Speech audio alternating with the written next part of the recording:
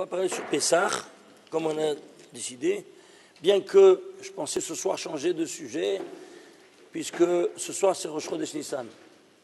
Un jour extrêmement particulier que vous n'avez pas une idée. Ce qui s'est passé demain. Ce qui passera demain. C'est quoi? L'inauguration du sanctuaire. La première fois que Dieu il vient résider en terre. Comment ça a été décidé tout ça? Je ne peux pas le dire en 2 minutes, ça prend 3 heures minimum. Si vous voulez un avant-goût, il y a le volume 4 en DVD.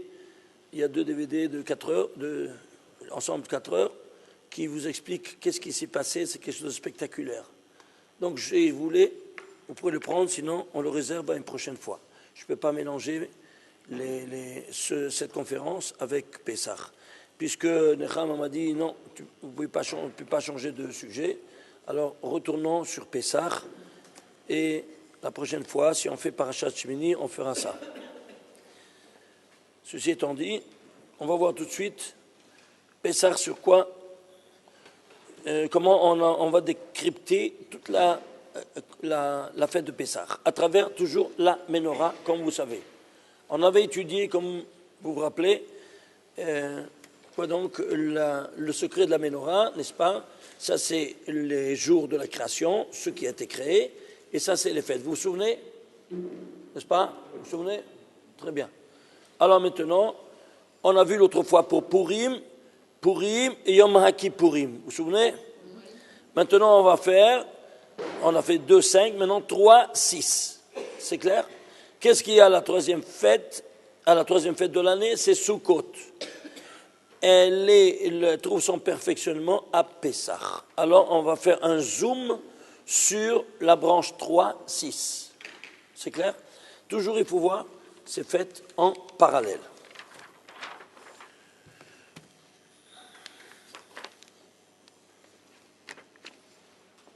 Il faut éteindre ici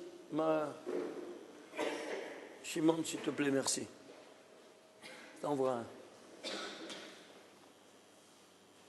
Tout ici. Voilà. Oh, Hazak Baruch. Donc, 3-6. Alors, ici c'est Pessah, ici c'est Sukkot. Ici c'est le 15 Tishri. Ici c'est le 15 Nissan. Combien de jours il y a? 180 jours. 180 degrés, 180 jours de différence. Deuxième volet. Vous vous souvenez que tout ce qu'on trouve à droite, c'est le contraire à gauche. Vous vous souvenez de ça ou pas? Chaque détail. Si ici c'est blanc, ça c'est noir. Si c'est noir, ça c'est blanc. Si c'est spirituel, ça c'est matériel. Et vice-versa. C'est clair? Très bien. Alors, ici, qu'est-ce qu'on a fait? Ici, on a reçu... ici. Oh, mais en Pessah avant, parlons de Pessah. Chez Abut Malchuyot, on était asservis par une autre nation. Donc, on était des esclaves de l'homme. Ici, on est en liberté totale, on est sous l'esclavage de quoi? Du ciel. On a pris Ol Malchut Shamaim. Ol Malchut Shamaim, joug de la royauté des cieux. Et comment? Eh bien, tu rentres dans une soukha. La soukha, c'est quoi? Regardez. On écrit soukha comme ça. Pourquoi? Ben, c'est le nom. Et pourquoi ça s'appelle comme ça? Les lettres centrales, c'est 26. C'est le nom de Dieu, le tétragramme divin. Et les lettres finales, c'est 65. Il s'écrit Yud Kevav Ke, mais il se lit Amonai, qui vaut 65. Oui, ça? Alors, l'ensemble, c'est 91. Donc, tu comprends que quand tu rentres dans la soukha, tu rentres sous quoi? Sous les ailes de la protection divine. OK? Maintenant, ici, la somme, c'est 91, parce que c'est 91. Oui, le nom de Dieu écrit et lu.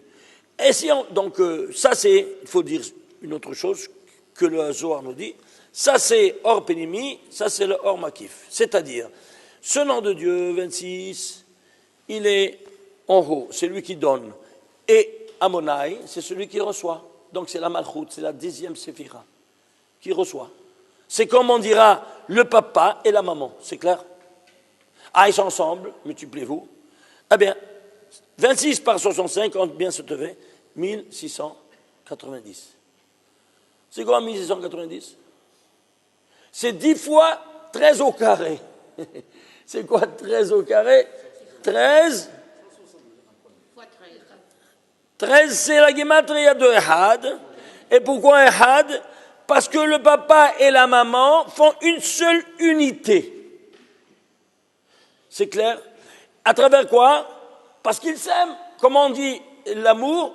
Ahava. Combien ça vaut Ahava? 13. C'est pour ça que 13, l'amour de papa par l'amour de maman, 13 par 13, ça fait 169. Vous vous souvenez la matrice de 13? Et pourquoi 10 fois? Parce que c'est dans tous les 10 séphirotes. Chacun, il a les 10 séphirotes en soi. Et la femme aussi, elle a 10 séphirotes en soi. Alors ça est à 10 par 10. Et donc tu as ici quoi? L'union totale. Ça, c'est à Sukkot. Maintenant, à Pessah, on sort de quoi? De l'esclavage d'Égypte pour aller ici, pour aller dans quoi? C'est clair? Alors, 180 degrés, 180 jours. Si en fait, ici, une sortie, le contraire, c'est quoi? Une entrée. Où ça? Une sortie d'Égypte. L'entrée dans la Tarat Kanfé à Shirina, sous les ailes de la protection divine. Alors, une sortie d'où? De Jahannam, le Guénom, oui, l'enfer d'Égypte. Et ici, c'est le paradis terrestre. La Souka, c'est réellement le paradis terrestre. Vous voyez ça? Alors ici, qu'est-ce qu'on a? Lieu de résidence. Ici, c'est quoi? C'est matériel. Matériel, oui. Ici, c'est tout spirituel. La preuve que tu sors même de ta maison. Qu'est-ce que tu fais à Pessah? Renouvellement total de la maison. Oui ou non? Oui, là, la femme, la pauvre, elle trime pendant 2 mois, oui, pour la mettre quoi? Nikayon Pessah. N'est-ce pas? Hein? Alors, qu'est-ce qui se passe? Renouvellement total du Tzad Gashmi, de la matérialité. Qu'est-ce que tu fais à Sukkot? Annulation totale de quoi? De cette maison. Pourquoi? Parce que tu t'abandonnes ta maison que tu as reçue comme du Kablan à Pessah, propre, nickel. Hein? Ça, ta femme, c'est ton Kablan. C'est clair ou pas? Alors, ici, tu l'abandonnes, pourquoi? Pour une frêle souka. Tu sors de la maison. Ça, c'est pourquoi? Parce que ça, c'est provisoire. Ici, c'est provisoire, la spiritualité. Ici, c'est permanent, la matérialité. Pourquoi c'est provisoire? C'est 7 jours seulement de l'année. C'est provisoire ou pas? Et ici, toute l'année. Alors, tout est toujours, chaque caractéristique que tu as dans l'un, l'autre, il est complètement aux antipodes. Ici, on a vu ça. Comment ça fonctionne ici maintenant? On va voir ici, qu'il y a 7 jours. Oui, mais il y a ici un jour avant les 7 jours. C'est quoi? Avant les 7 jours de Pessah, tu dois faire le Korban Pessah. Alors c'est un jour plus 7. Là-bas, c'est 7 plus 1. C'est quoi 7 plus 1? Après les 7 jours, je me dis à tu t'abarres chez moi. C'est clair? Vous voyez ça ou pas? Ici, on a passé Yam Souf, n'est-ce pas? On a passé Kiryat Yam Souf. Il y avait la séparation des eaux de tout le monde. C'est pas seulement là-bas. Et partout, ils sont séparés les eaux. Même dans un verre d'eau, nous dit le Midrash. Alors ici, séparation des eaux. Ici, la réunion des eaux. Comment la réunion des eaux? Hein? C'est quoi Nisuch Hamaim? C'était le sacrifice de l'eau. On fait du sacrifice avec l'eau. C'est quoi? Je ne comprends pas ça. On prenait l'eau et on l'offrait sur l'autel. C'est quoi ça? Et pourquoi? Il te dit, quelqu'un qui n'a pas vu Simcha Beta Shoeva, quand on faisait ça, il ne connaît pas ce que c'est que la Simcha Beyamav. De sa vie, il ne sait pas ce que c'est que la Simcha. De sa vie. Vous entendez? Vous pouvez dire toutes les Hatunot. Ça n'a rien à voir avec la Simcha. Mais d'où ça se dégage cette Simcha? Et pourquoi? Tu sais pourquoi? Parce que, qu'est-ce que je fais? Je prends, moi, l'eau que j'ai pris de la source. et je monte au Beth Amikdash, et je verse sur quoi? Sur l'autel. Mais sur quoi? Sur le feu. Pourquoi? Parce que je l'offre à mon créateur au lieu du korban. C'est ça, et c'est le plus gros des korbanot, imagine-toi pourquoi. Parce que quand je mets sur le feu, ça s'évapore, ça sort des vapeurs, oui ou non? Alors qu'est-ce que je fais? Je fais l'union des eaux inférieures avec les eaux supérieures.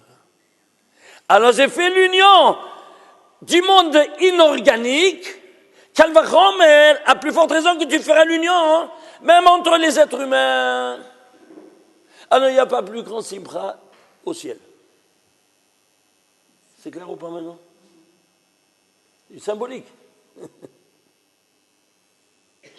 Parce que les eaux, elles se sont disputées au deuxième jour, comme vous savez. C'est que non, moi je vais entendre, ils sont disputés. Alors, ils se sont séparés. Et c'est pour ça que Baruch Hu n'a pas pu dire Vayer Elohim qui tombe au deuxième jour. Tous les jours, il y a un Tov, Tov, Tov, Vayer Elohim qui tombe, Tov. Seulement le deuxième jour, comme vous savez, il n'y a pas le mot Tov.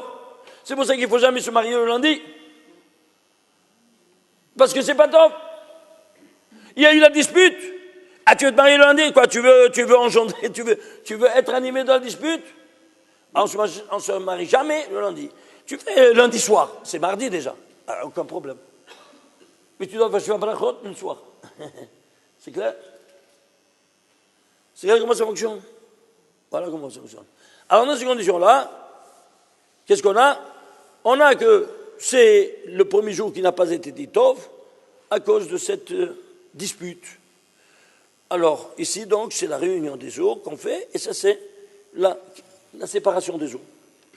Donc, comme vous voyez, toujours la chose contraire. Ici, le 10 Nissan, quand est-ce qu'on fait le korban? C'est écrit. Ba'asar lachodesh hazeh, ve'ikru lahem ish se.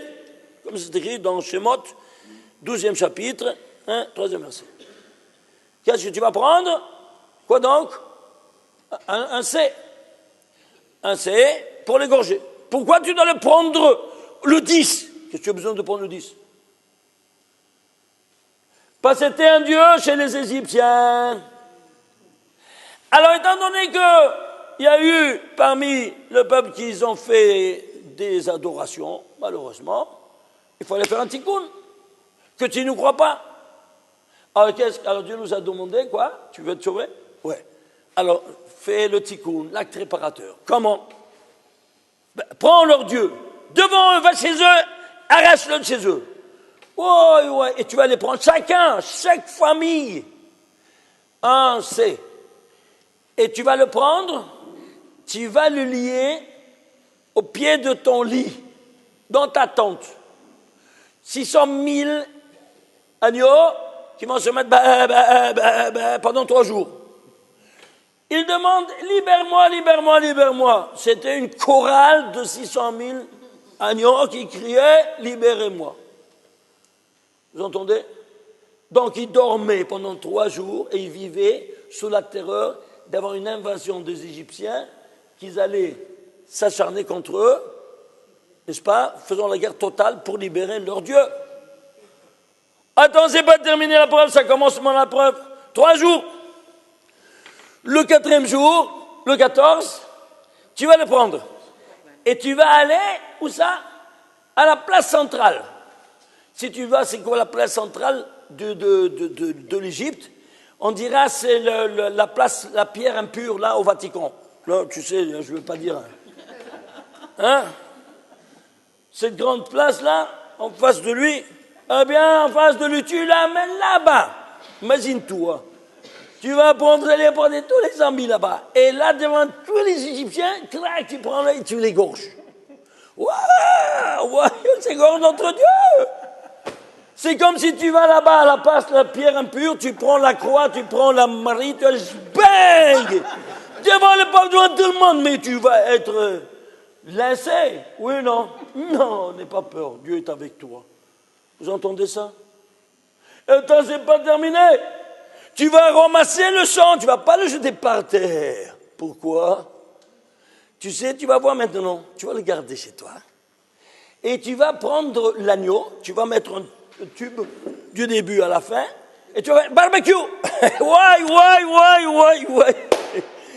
Et tu t'imagines tous les Égyptiens qui voient l'agneau qui est en barbecue. Entier, mon Dieu. Vous vous rendez compte?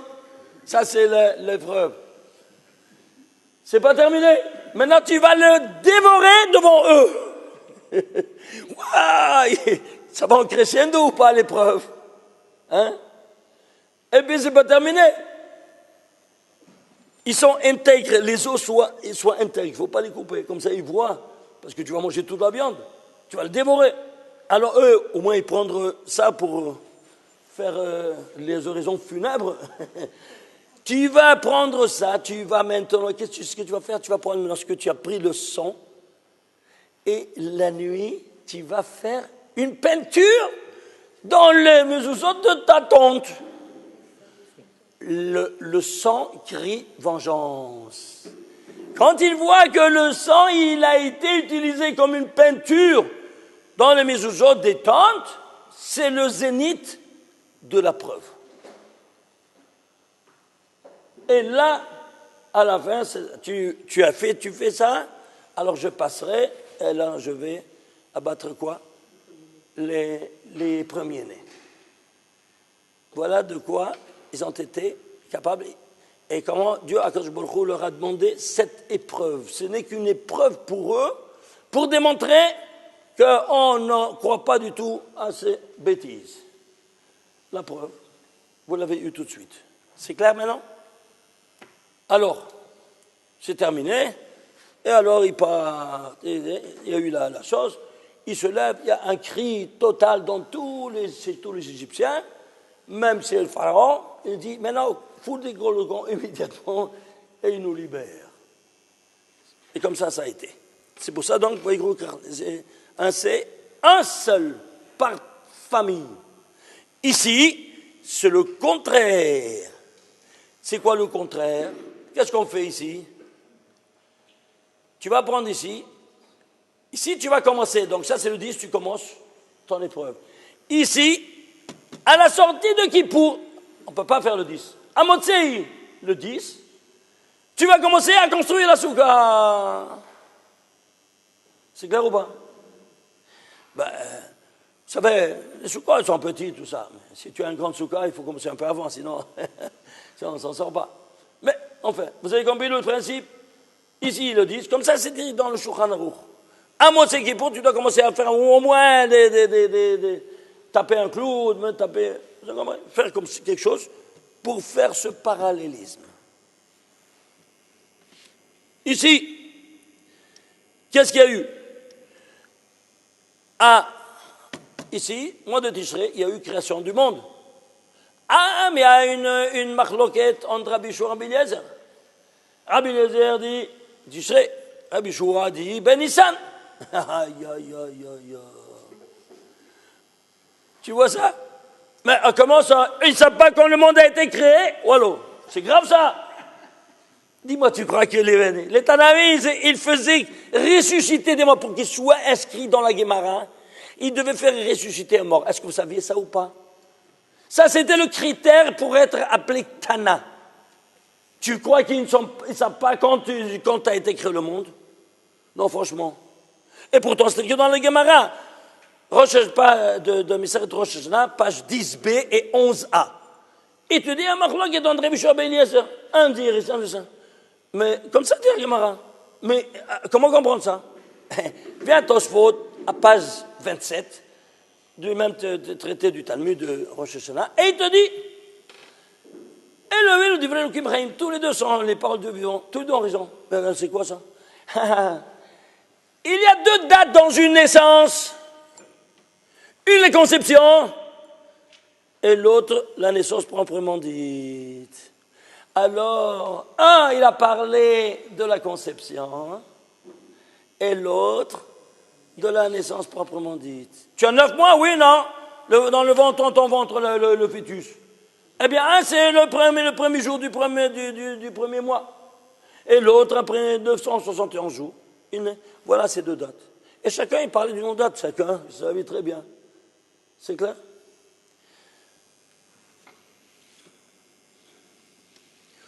Ici, tu vas prendre un C par famille. Un C par maître, tu vois, ça c'est une famille. Ah, ici, Ulkartem lachem au pluriel, c'est-à-dire, si ça c'est au singulier, toutes les familles avec un seul agneau. Ici, chacun, il doit avoir son lula, ses 4 espèces. C'est clair ou pas? Tu ne veux pas acheter, le prêter, ça ne se prête pas. Ça se donne cadeau. Parce que tu dois l'avoir, tu dois être en propriété à toi. C'est clair? Alors, ça c'est singulier, ça c'est pluriel. Ici, tu as 4 espèces, ici, 4 espèces à Sukkot. Donc, les 4 espèces, un bataminim.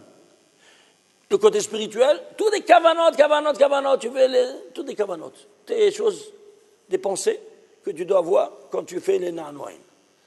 Alors ici, c'est côté spirituel, côté matériel, 4 verres, glou, glou, glou, un après l'autre. Tu pises? C'est clair ou pas? Mais c'est incroyable! Comment est-ce possible que chaque détail que je trouve dans l'un, je trouve dans l'autre de manière antidique à 180 degrés?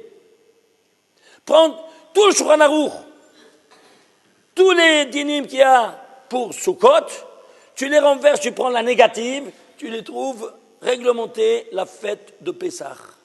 Ainsi comme on l'a vu pour Kippour et Purim, ainsi Rosh Hashanah des Bnei Adam, Rosh Hashanah l'Ilanot. Toujours c'est comme ça. Mais pourquoi on doit fêter une fête doublement? That is the question. Pourquoi? D'une manière positive et d'une manière négative. La conception et la naissance. Ça va, la conception et la naissance, mais pourquoi positif et négatif? Ici c'est positivement, c'est négativement. Ça c'est spirituel, ça c'est matériel, oui. Diber Elohim, Veshtaim Zu Shamati, Hazaku Baruch. Dieu a dit une seule chose, mais moi j'en ai entendu 2. Ah, tu en as entendu 2? Alors tu dois le témoigner que tu as entendu 2. Shamor Vezachor, Bedibur Echad. Oui, non? Alors si Shamor Vezachor, on dit un seul mot, mais ce sont 2 notions antithétiques. Zachor, je me rappelle. Shamor, abstiens-toi. Zachor, comment? En action positive. Avec le kiddush, avec des actions positives. Shamor, l'antithèse. Abstiens-toi de quoi? Des 39 travaux. C'est clair maintenant? Puisque tout a été dit d'un seul mot, alors ce cercle-là, il renferme la double face, on dira. C'est clair? Comme une monnaie qui a une double face. C'est clair? Alors, tu dois témoigner que toi, tu l'as écouté de 2 manières différentes. C'est clair ou pas? Maintenant, si tu prends ici les 4 espèces végétaux, un, c'est Khatam, Khadracha, Khad, Shodeshal, Amar Esbour. Oui, ainsi de suite. Alors, ce sera en parallèle de ces 4 leshonot de Géoula. C'est écrit Votzeti, Veitzalti, Vegalti, Velakarti. Selon de qui il s'agit. Je vous laisse à vous de vous délecter de voir ces rapports. Pourquoi ce rapport-là ici avec Talmud Chacham, pourquoi c'est avec le rachat, et ainsi de suite. C'est quelque chose de fabuleux. Alors, on continue, parce qu'il y a beaucoup de choses à voir. Bon, il y a ici des mitzvot d'origine divine, et c'est d'origine rabbinique, comme le kiddush, c'est d'origine rabbinique. La matzah, c'est de Oraïta. Ici, 7 jours, et ici, on a dit, quoi donc, 7 jours. Alors, qu'est-ce qui se passe ici? Alors, on a vu ici c'est le côté spirituel, on a dit, alors c'est ce côté matériel. Oui ou non? Alors, si c'est le côté matériel, ici, qu'est-ce qu'on fait? On fait comment on appelle? La Haggadah, le premier jour, stop. Oui ou non? C'est le côté matériel. Tu manges, tu fais des choses tout matérielles. Ici, c'est le côté spirituel. À quoi la chose ressemble? Si c'est la spiritualité, et tu vas faire tous les 7 jours, la même chose avec les loulavim. En effet, nous disons Rahamim que le Rambam te dit, si tu viens au kotel, en face du kotel, tu commets la mitzvah de l'ulav 7 jours sur 7, de oraïta. Vous entendez? Alors que si tu es en dehors de la vieille ville, pas en face du kotel, c'est des rabanan. Le premier jour, c'est seulement de oraïta, et les 6 jours, c'est des rabanan. Alors si tu veux que ce soit un commandement du ciel, ben va au kotel chaque jour. C'est ainsi que nos maîtres qui nous ont quittés, malheureusement, le Rav Ovadia, le Rav Eliashiv, Alam Shalom, le Rav Mordechai Eliyahu, tous ces gens-là, qu'est-ce qu'ils venaient? Je les voyais parce que vous savez, j'habite en face du kotel. Et quand je sortais, leur voiture, elle venait jusqu'à l'intérieur, le chauffeur il descend, il ouvre la porte, il sortait avec les loulav, et en face du kotel, il faisait les nanoïm, et il rentrait, et il repartait. Comme ça, chaque gadol, il venait. Pourquoi? Il avait prié dans sa synagogue, mais il n'était pas sorti de son devoir religieux de Oraïta. Alors il veut sortir de Oraïta. C'est ton père qui t'a ordonné ça. C'est pas ton collègue, c'est pas ton rabbin, c'est ton père. Alors tu veux écouter ton père ou tu veux ton rabbin? Mieux ton père. Alors vas-y. Alors, qu'est-ce que ça te coûte? De venir, tu prends le bus, tu vas le tram, aucun problème. Ok? Tu as toute la journée jusqu'à l'Oshkia, le temps de le faire. C'est clair? Vous avez compris? Alors ici, 7 jours d'Oraïta, et ici, 1 jour. À quoi la chose ressemble? Ici, la mitzvah de Tefillin. Ici, il y a un seul boîtier. Tous les 4 parachutes sont dans ce boîtier, sont enroulés comme ça, dans un seul boîtier. Pourquoi? Quand tu fais une action, tu dois la faire intégralement. Ici, la tête, tu as 4 boîtiers. Vous voyez les 4 lignes? C'est une peau qui a été prise et elle a été mise dans une presse qui fait comme ça. Regardez, la peau, elle vient, elle monte, elle descend. Elle monte, elle descend, elle monte, elle descend, elle monte, elle descend. Ça fait 4 poches.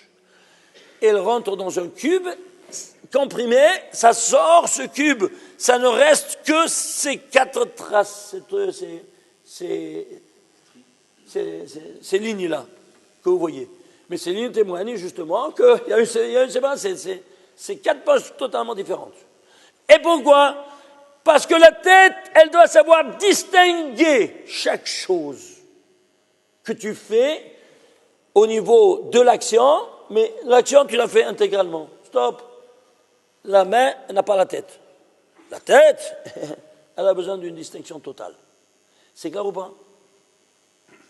C'est ça que vous sachiez. Alors, ici, qu'est-ce qu'on fait? On fait balaïla.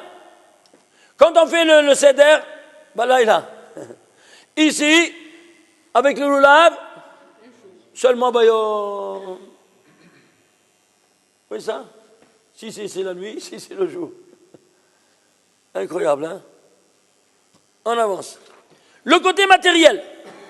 Qui a nettoyé toute la maison? C'est pas toi, c'est ta femme. Oui ou non? Alors c'est de la femme. Et qui c'est le côté spirituel? Qui va construire la soukha? Ben c'est là. Tu piges? C'est clair ou pas? Et pourquoi si la femme elle doit faire et si l'homme? Pourquoi? Il faut comprendre. 3, 6. Ici, qu'est-ce qui a été créé le 3e jour? Yabasha, la terre ferme, et le tzomeach, la végétation. Ça, c'est le niveau de la création. Ça, c'est le niveau des fêtes. Après, on va voir. Alors, la végétation. Donc, ici, c'est le monde inorganique, c'est le bête qui boule, c'est le récipient. Mais qu'est-ce qui est le plus important? C'est la première forme de vie organique qui apparaît en terre, c'est la végétation. Alors, ici, alors ça, c'est le plus important que ça. Mais un ne peut pas aller sans l'autre, parce que si tu n'as pas la terre, tu ne peux pas planter. C'est certain. Alors, ça c'est, en tout cas, c'est la vie qui jaillit dans la création universelle. Elle trouvera son perfectionnement au 6e jour par la population de la terre ferme, qui sont l'homme et les animaux terrestres. Et leur moyen de subsistance, c'est quoi? C'est le tzomer. C'est la végétation. C'est clair? Ah, si cette végétation, elle va animer l'homme et les animaux terrestres, parce qu'ils étaient aussi végétariens avant la faute. Alors, qu'est-ce qui s'est passé? La végétation, il a dit, que ce sont des espéri. Et qu'est-ce qu'il a fait? Vous savez ça ou pas? Je ne l'ai pas ici.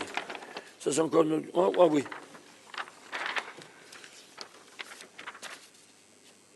Vous voyez ici? Voilà. Ici. Ça c'est le 3e jour. Yom HaShlishi, Yom HaShishi. Oui? Yom HaShishi. Yom HaShishi, ok? Alors ça c'est le texte du 3e jour, et ça c'est du 6e jour. Dieu a dit que ce sont des arbres péris, des arbres fruits. C'est-à-dire que même le tronc, il était comestible. Qu'est-ce qu'ils ont dit les arbres? Oh là, ils vont venir au 6e jour les hommes, ils ne vont pas attendre... ils vont dévorer tous les... Ils ne vont pas attendre la nouvelle saison. Ils vont voir que le tronc, il est du même goût du fruit, ils vont le dévorer. Alors qu'ils ont fait Ve'etz Osé Peri, des arbres faisant des fruits. Eux, ils ont dit non, on ne va pas être des fruits, on va être pas comestibles, sinon ils nous dévorent. C'est clair? Ils ont désobéi à qui? Aux ordres de Kadosh Baruch Hu. Alors, eux, ils ont les racines en terre. Dieu a pris de la terre pour faire l'homme. Donc, cette terre, elle était virusée. Comme si tu as une clé USB, elle est virusée, tu la mets dans ton ordinateur, elle te contamine tout l'ordinateur, oui ou non? La même chose ici, tu comprends ça au niveau électromagnétique, pourquoi tu comprends au niveau métaphysique? Alors il y avait déjà le virus. De quoi? De la désobéissance. Alors ici, Akadosh Baruch Hu, il a dit, tu vas pas manger du fruit. Il a donné misvat lo ta'aseh, misvat lo ta'aseh, et qu'est-ce qu'il a fait? Alors, ici, regardez ici. Espéri va être sans espéri. Ici, c'était l'homme qui apparaît, c'est la végétation qui apparaît pour la première fois. Alors, la végétation, elle a 2 couronnes. La couronne de la Bechora et la couronne de la Beracha. Ok? Ici, au 6e jour, c'est le premier homme, il va recevoir une mitzvat lo ta'aseh. Donc, il est le Bechor de l'humanité. En tant que Bechor, il a Beracha. Ce sont les mêmes lettres, Bechora, Beracha, dans un autre ordre. Vous voyez ça? Alors, qu'est-ce qui se passe? Il a annulé la mitzvat lo ta'aseh, il a fait. Alors, ici, il y a un assez supplémentaire, défendu, en rouge.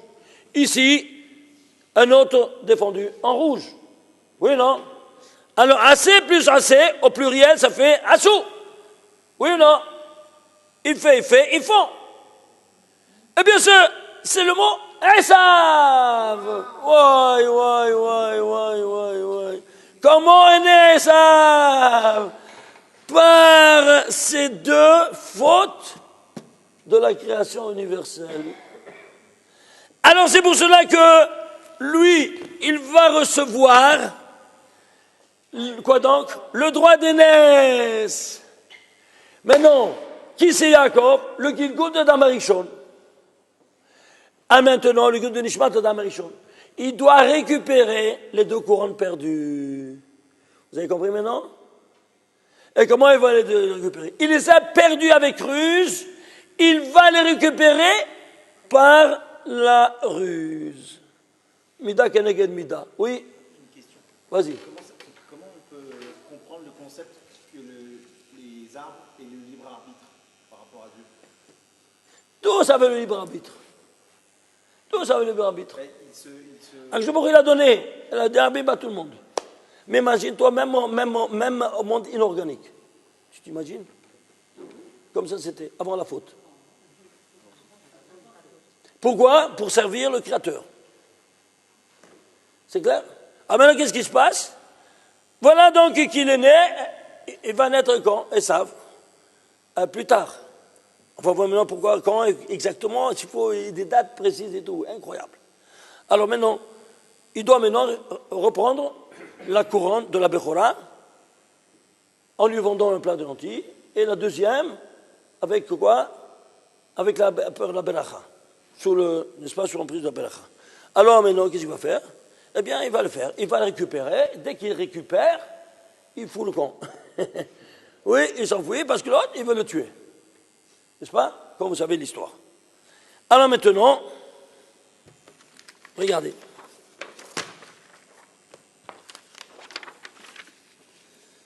Ici, il ne mange pas d'un plat de hadachim. Il est en train de cuisiner un plat.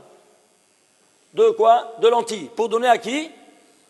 À son père, à Israël, qu'il était endeuillé de la mort de grand-papa. Oui.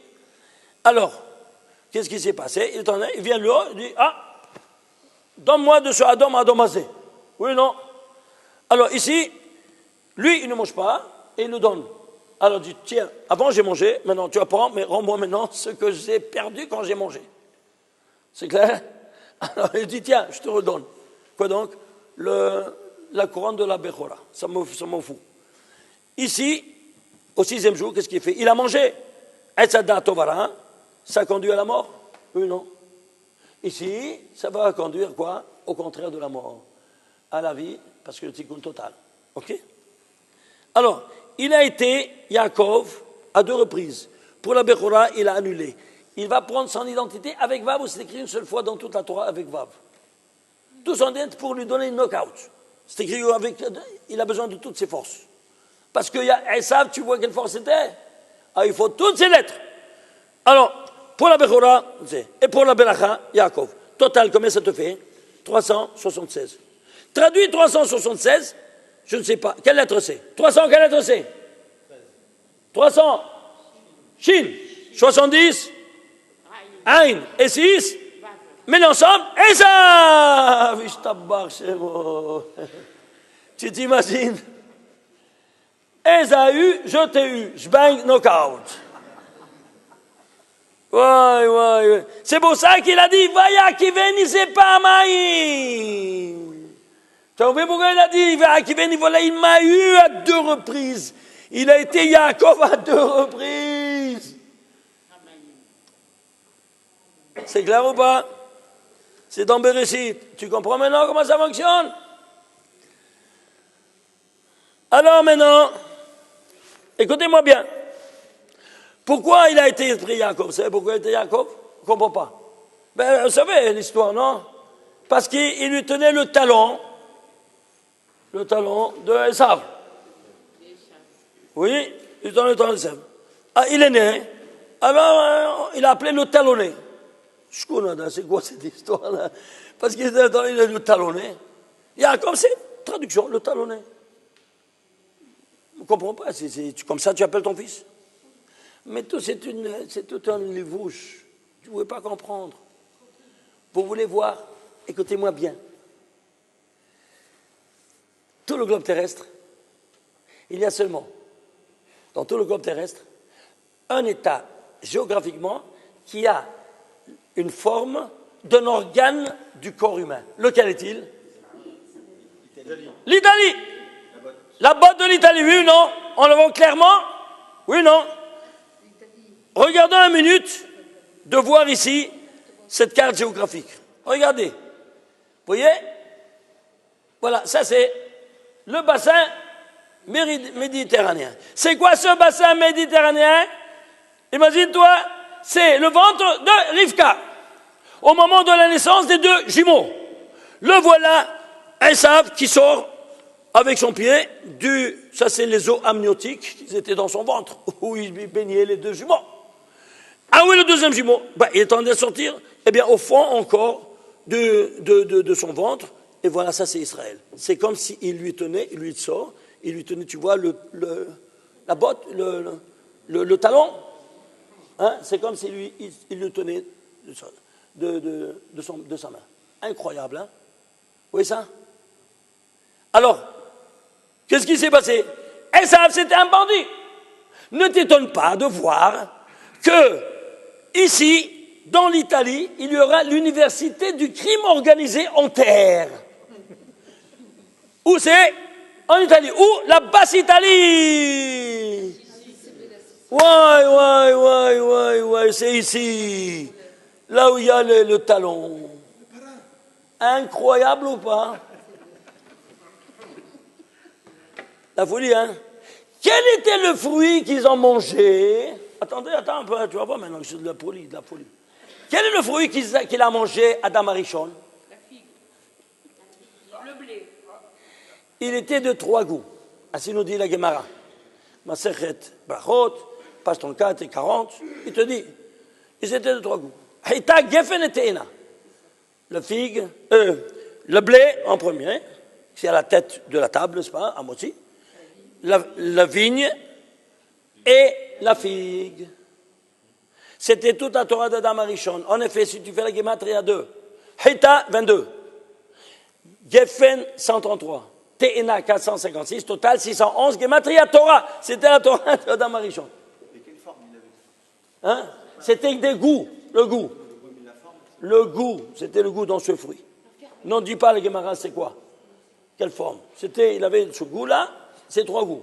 Alors maintenant, on devait manger ce fruit-là le Shabbat. Vous vous souvenez, je l'avais dit ça? Pour qu'une dignité, c'est pas là, je répète. On devait le manger le Shabbat. Et si tu le manges avant le temps, comment il est? Il n'est pas mûr. Oui, non? Comment on dit qu'il n'est pas mûr? Il est hamoutz. Oui, le hamoutz, ah ben c'est le hametz qui sera Pessah. Et qui a mangé? La femme. Alors c'est la femme qui doit aller rechercher l'objet du crime. Ouais. Tu pises maintenant? C'est clair, hein? Tu pises maintenant? C'est clair ou pas? On a rationalisé la corvée de l'année. Ah, pardon. Oui, pardon, merci. On a rationalisé, quoi donc? La corvée de l'année. Est-ce que vous comprenez qu'est-ce que vous faites maintenant? Un tikkun de l'étincelle que vous aviez dans Chava. C'est clair? D'éliminer le hametz de ton foyer. Maintenant, à la fin, à la veille de la fête, tu vas le donner à ton mari. Tiens, ne mange pas, va, brûle-le maintenant. Avant, je t'ai donné, tu as mangé. On a été tout dans le Jahannam. Maintenant, allez, va maintenant. Quoi donc faire? Eh bien, va le brûler maintenant. C'est clair ou pas? Alors, lui, ici, qu'est-ce qu'il fait? Elle renouvelle son foyer. Et lui, ici, il fait le quoi? La souka, comme on avait dit avant. C'est clair ou pas? Donc, ça c'est sa part et ça c'est sa part. Il doit reconstituer, quoi donc? Sa résidence qu'il a perdue. Il a été chassé du Gan Eden. Et le souka, c'est... Alors, maintenant, qu'est-ce qui se passe? Sur les 3 fruits, celui qui a la tête de la table, c'est quoi? C'est la hita. Oui? Alors, le Shabbat, on doit manger. La preuve, quand on mange, on fait le kiddush avec le yain, la vigne. Le blé, on fait un motzi. Et la figue, il n'y a pas de figue toute l'année, qu'est-ce qu'on fait? Un concentré d'alcool, ils ont fait la bocha. Alors, tu bois un peu de bocha, tu es sorti dans tes bois religieux. C'est clair ou pas? C'était pas alcoolique, mais nos maîtres, qu'est-ce que tu crois? Ils étaient des grands kabbalistes. Et ils savaient pourquoi on faisait ça. Alors, dans ces conditions-là, alors, parmi les 3, ce qui a la tête de la table, c'est un mochi. Très bien.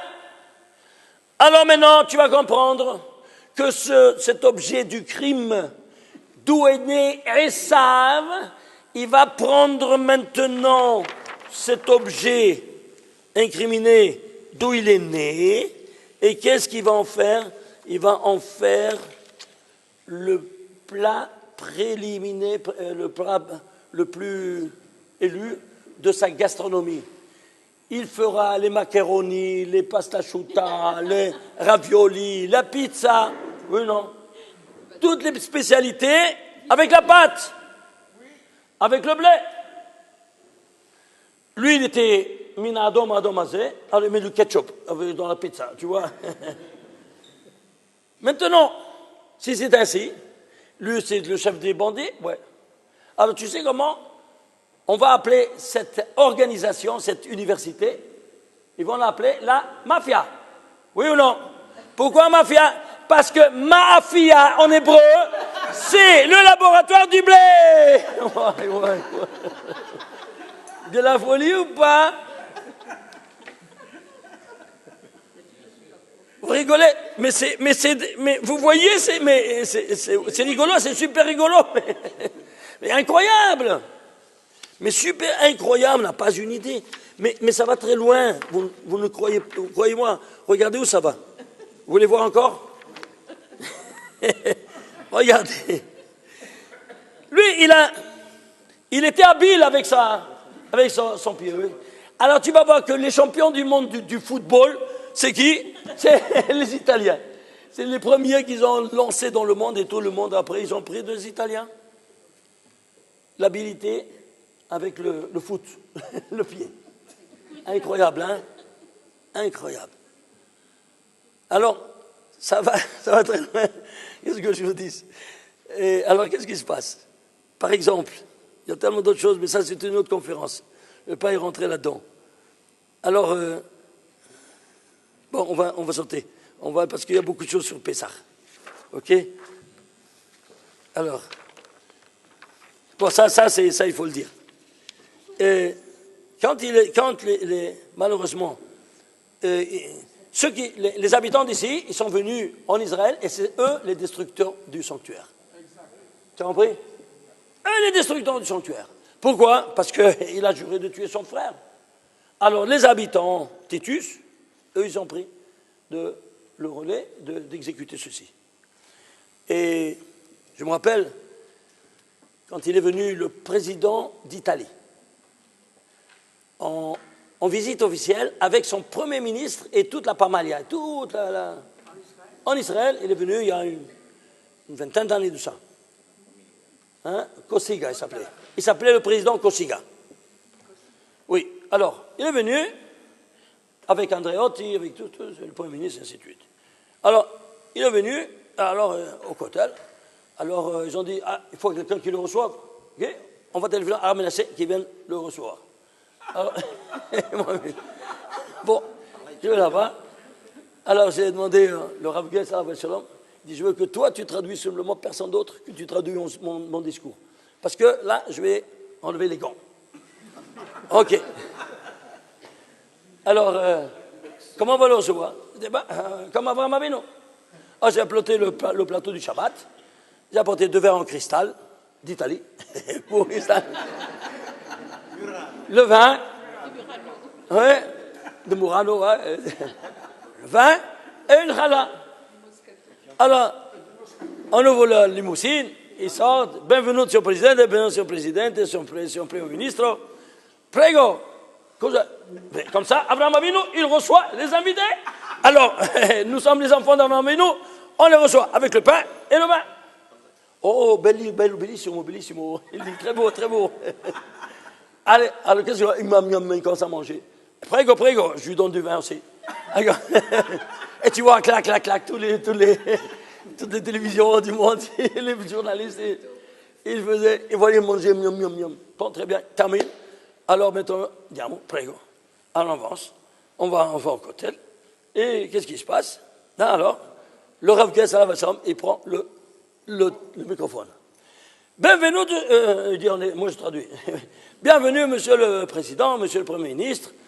Vous êtes devant les restes de notre Beth Amikdash que votre grand-père a détruit. Vous entendez? Il est venu, il nous a terrorisés. C'était le premier terroriste. Il entend, ils entendent. Et je continue à traduire, mais c'était des bombes comme ça. Et il disait à l'autre, son premier ministre, cosa facciamo? C'est pas possible. Et il nous reçoit comme ça. Je voyais qu'on était à -1 d'une rupture totale des rapports diplomatiques entre l'Italie et la France et Israël. Ah, Perron, mais toi maintenant que tu es venu, lui est venu en terroriste, toi tu es venu en ami. Lui a détruit, toi tu es dans tes mains maintenant de reconstruire ce que ton grand-père il a détruit. Alors sache quelle responsabilité tu as, alors il s'est calmé. Pourquoi? Parce que maintenant toi tu es venu en ami, de tout ce qu'il était le pire de là-bas de l'autre côté, pour son grand-père, alors lui il faisait le tikkun. Alors voilà, il s'est calmé, au Hachem, alors ils ont accepté, parce que c'était tout des compliments pour lui. Voilà comment on avait reçu. Alors maintenant, qu'est-ce qui se passe? Alors, les Juifs qui sont arrivés là-bas, hein, ils sont arrivés à Rome. Alors, là-bas, il y avait les nouveaux les réformistes du judaïsme, n'est-ce pas? Alors, les Romains, ils ne savaient pas qui était dans le vrai. Les Juifs qui étaient en captivité, ils étaient là-bas et disaient, nous sommes les premiers. Non, nous sommes les premiers, nous sommes les premiers. Comment on disait en hébreu? Anarno Vatikin, oui, non? Vatikin, Vatican. D'où est venu le mot Vatican? Est-ce que tu savais ça, d'où ça vient le mot Vaticano? Ça vient d'ici. Nous, on est les premiers. Et là, il a mis Vaticano. La folie ou pas? C'est venu de l'hébreu. Mais personne ne sait, même pas le pape, il sait d'où ça vient le mot Vatican. Vous riez, téléphone et demandez-lui. Amorim, pour petit. Bon, alors, quand j'étais là-bas à l'université, j'étais 7 ans là-bas, alors, je leur montrais certaines choses. Ah, mais il me dit, et du premier mot, le mot Bereshit, il est venu celui-là, le Korbat. Tu veux voir comment? Regarde, c'est écrit Bereshit, ben ce sont les initiales. Bet, Ben, Resh, Ruach, Aleph, Av, le Père, le Fils, le Saint-Esprit. Voilà! Ouais. Tu piges? Je lui dis, viens mon frère. Ils sont tous des frères, oui. Bon, on est tous des frères. Écoute mon frère, ouvre les yeux. La Torah, elle donne la vérité absolue seulement si tu la prends dans son intégrité. Si tu peux la prendre dans sa partialité, qu'est-ce qu'elle te donne? Elle te donne le mensonge, tout le contraire de ce que toi tu dis. Toi, qu'est-ce que tu as fait? Tu as pris un mot, tu l'as divisé en deux. Tu as pris seulement la moitié, ça te donne quoi? Le mensonge le plus grossier, le voilà. Ah, si tu prends dans l'intégralité, regarde ce qu'il te dit. Alors je lui ai écrit, je lui dis, regarde, Bereshit se nomme entre les initiales de Bara, Racha, Ehad, Shemo, Yeshu, Talou, pendez-le.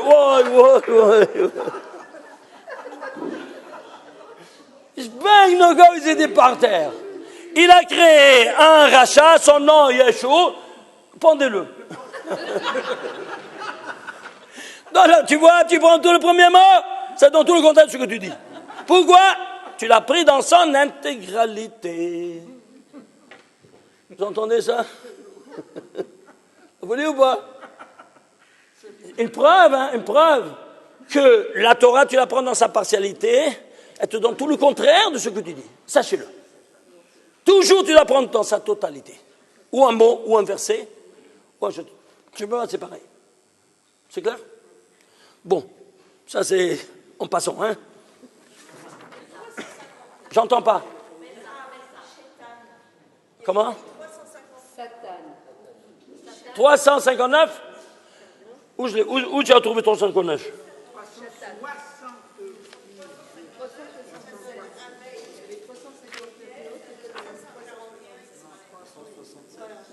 Ah, oui. Quand Yaakov, c'est 182. Il a, oui, c'est normalement, c'est tout la 212 fois, sans le vote. Il a eu la lutte avec qui? Avec Esav. Et c'était le Satan. Eh bien, il a bouffé. Alors ça plus ça, combien ça fait 551? Il est devenu Israël. Ah, c'est pour ça qu'il appelait Israël. Tu piges? Quand tu t'appelles plus Jacob, tu m'as eu. Maintenant, je suis à ton service. Alors, ton nom, c'est Israël. Pourquoi? Israël, c'est Jacob plus le Satan. Je suis avec toi. Maintenant, je suis à tes pieds. Tu piges maintenant? Ça, c'est ce qui s'est passé à la lutte. C'est clair ou pas? Quand il y a ici une égalité, tu comprends qu'est-ce qui s'est passé? Maintenant, il est à ses pieds. Parce qu'il a vaincu. S'il a vaincu, alors il est devenu son serviteur. Forcément. Qu'est-ce que nous dit la Gemara? Quand toi, tu sors de Beth Knesset chaque vendredi, tu as deux anges qui t'accompagnent. Un de droite, défenseur, et l'autre accusateur. Oui, non? Si tu arrives à la maison, et on voit les deux bougies allumées, la table avec avec tout, les 12 ralotes, et tout ça extraordinaire, celui de droite, il dit Yehi Ratson, que ce soit dans tes volontés, mon Créateur, que Shabbat prochain soit comme ça. Celui de gauche, il est forcément l'accusateur, forcément, il te dit Amen. Tu l'obliges à dire Amen. Et si tu rentres dans la maison, tu passes une sorte du théâtre et tout ça, tu arrives à la maison, il n'y a pas des allumes, il n'y a pas des bougies, il n'y a pas les chalotes, il y a la télévision, ton fils il est dans sa chambre avec la LSD et puis quoi d'autre, Rahman Eslan. Oui, lui de gauche il dit, Yair Hassan, que le Shabbat prochain soit comme ça. Celui de droite qui est ton défenseur, il est forcément obligé à dire Amen. Pourquoi? Parce qu'il y a une loi qui dit mitzvah goreret mitzvah, va avera goreret avera. Une mitzvah entraîne une autre, et une avera, la punition, c'est que tu feras d'autres avérotes. C'est clair ou pas? Voilà comment ça fonctionne. Et c'est pour ça que maintenant, ici, il l'a eu, alors il a son service. Et c'est pour ça que ton nom, qui lui a dit ça? L'ange même. Il a dit, ton nom ne s'appelle plus Jacob, il s'appelle Israël. Pourquoi? Il a reconnu. Alors, ça c'est non. Et pourquoi Israël? On le verra plus tard, si on aura le temps. Ok? On avance. Alors.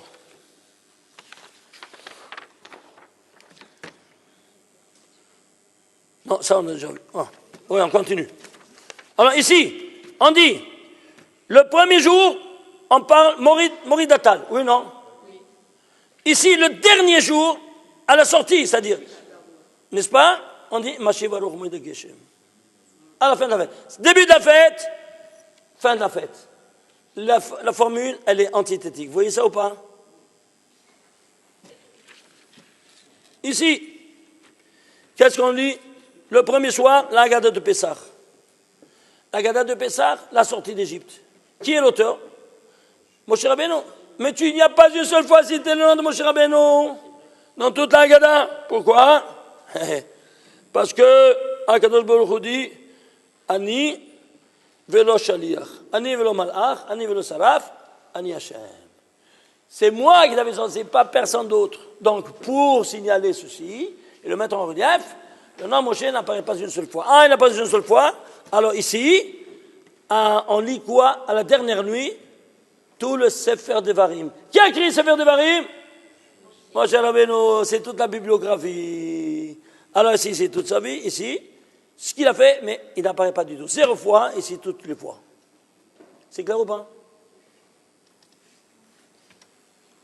Ici, on doit manger jusqu'à Hatzot maximum. Ici, tu dois terminer le livre de Sefer Devarim avant Hatzot. C'est-à-dire Hatzot, soit pour l'un, soit pour l'autre, il agit. Ici, pour la Fikomen, tu termines tout le Seder.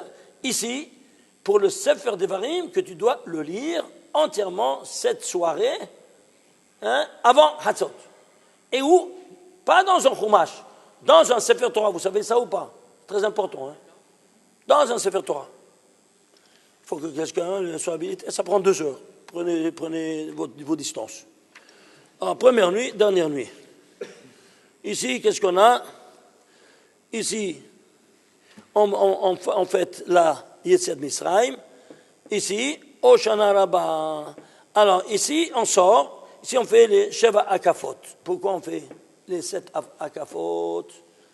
Parce que, ici, qu'est-ce que c'est la Akafot? C'est le Or Makif, la lumière environnante, que nous, on fait. En fait, vous devez savoir une chose, si vous permettez. On doit faire ces Akafot chaque jour. Est-ce que vous saviez ça ou pas?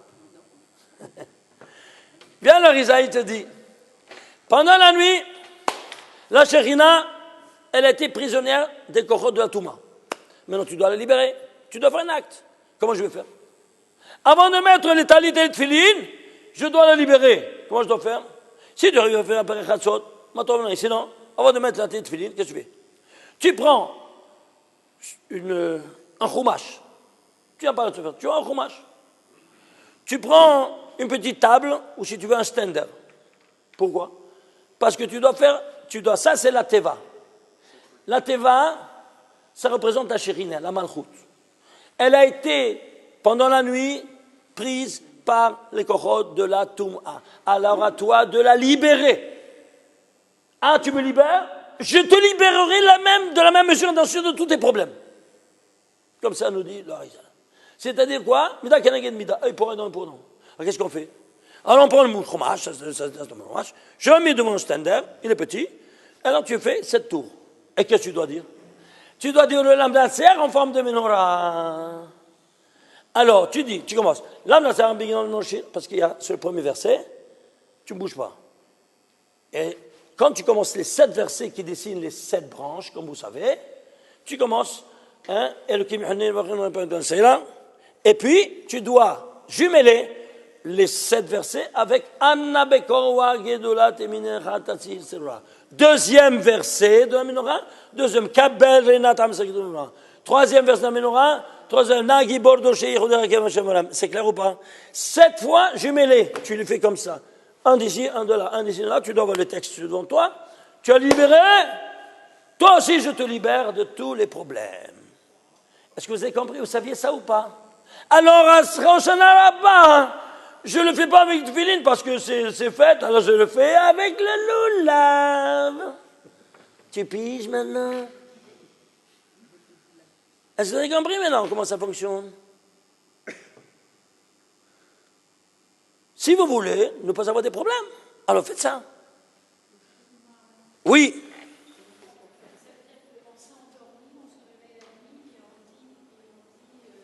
Oui, parce que la nuit, c'est le domaine des kochot de la Touma, des forces du mal.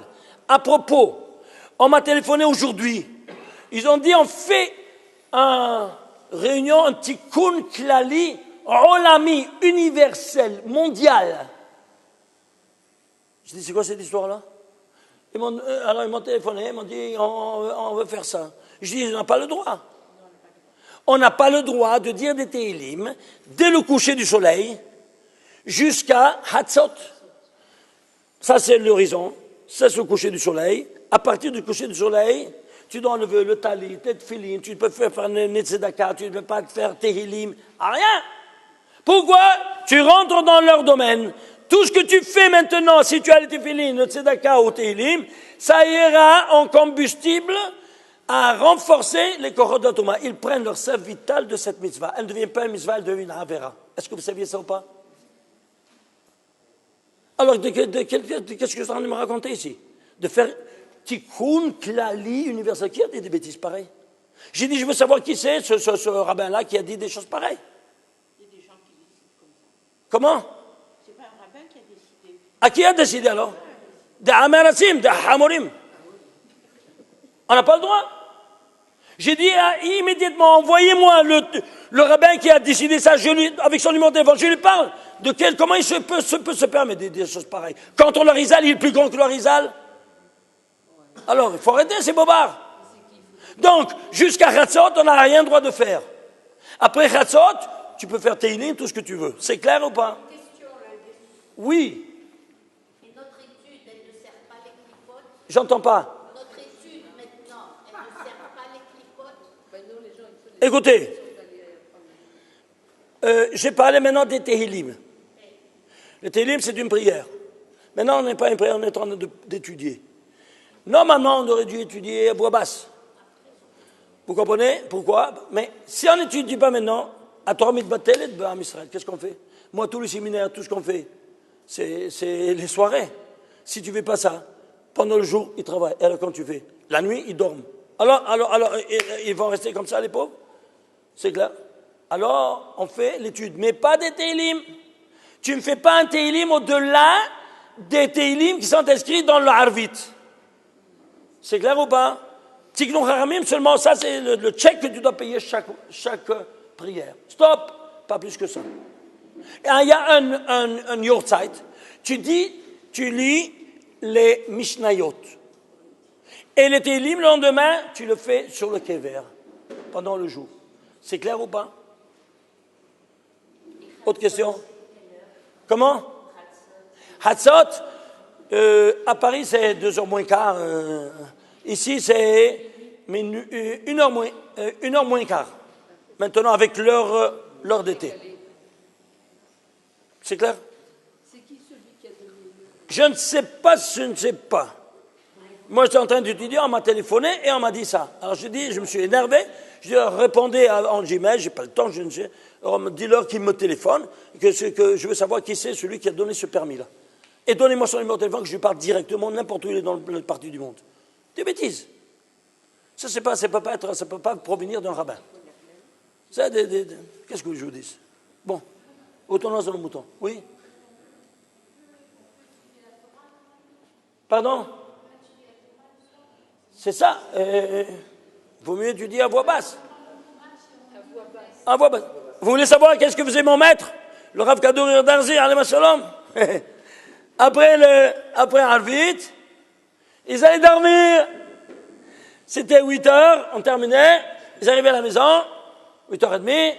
Moi, j'ai quelque chose. Ils faisaient jusqu'à 11h30, minuit moins quart. Ils se levaient, faisaient Birkot HaShachar, Tikkun Chatzot, et je m'étais étudié jusqu'au matin.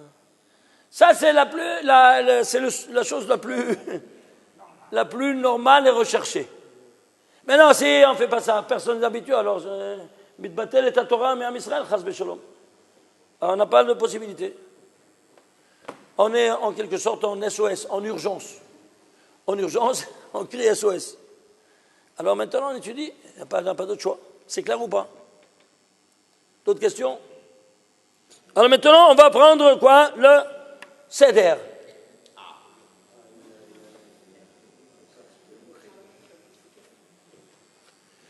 Regardez. Le Seder de Pessah, ce que vous avez reçu, ce papier-là, vous voyez, le voilà. Alors, regardez. Ça, c'est les chapitres de toute la Haggadah. On commence Kehal Achmania, 28 mots, ainsi de suite. Vous allez vérifier.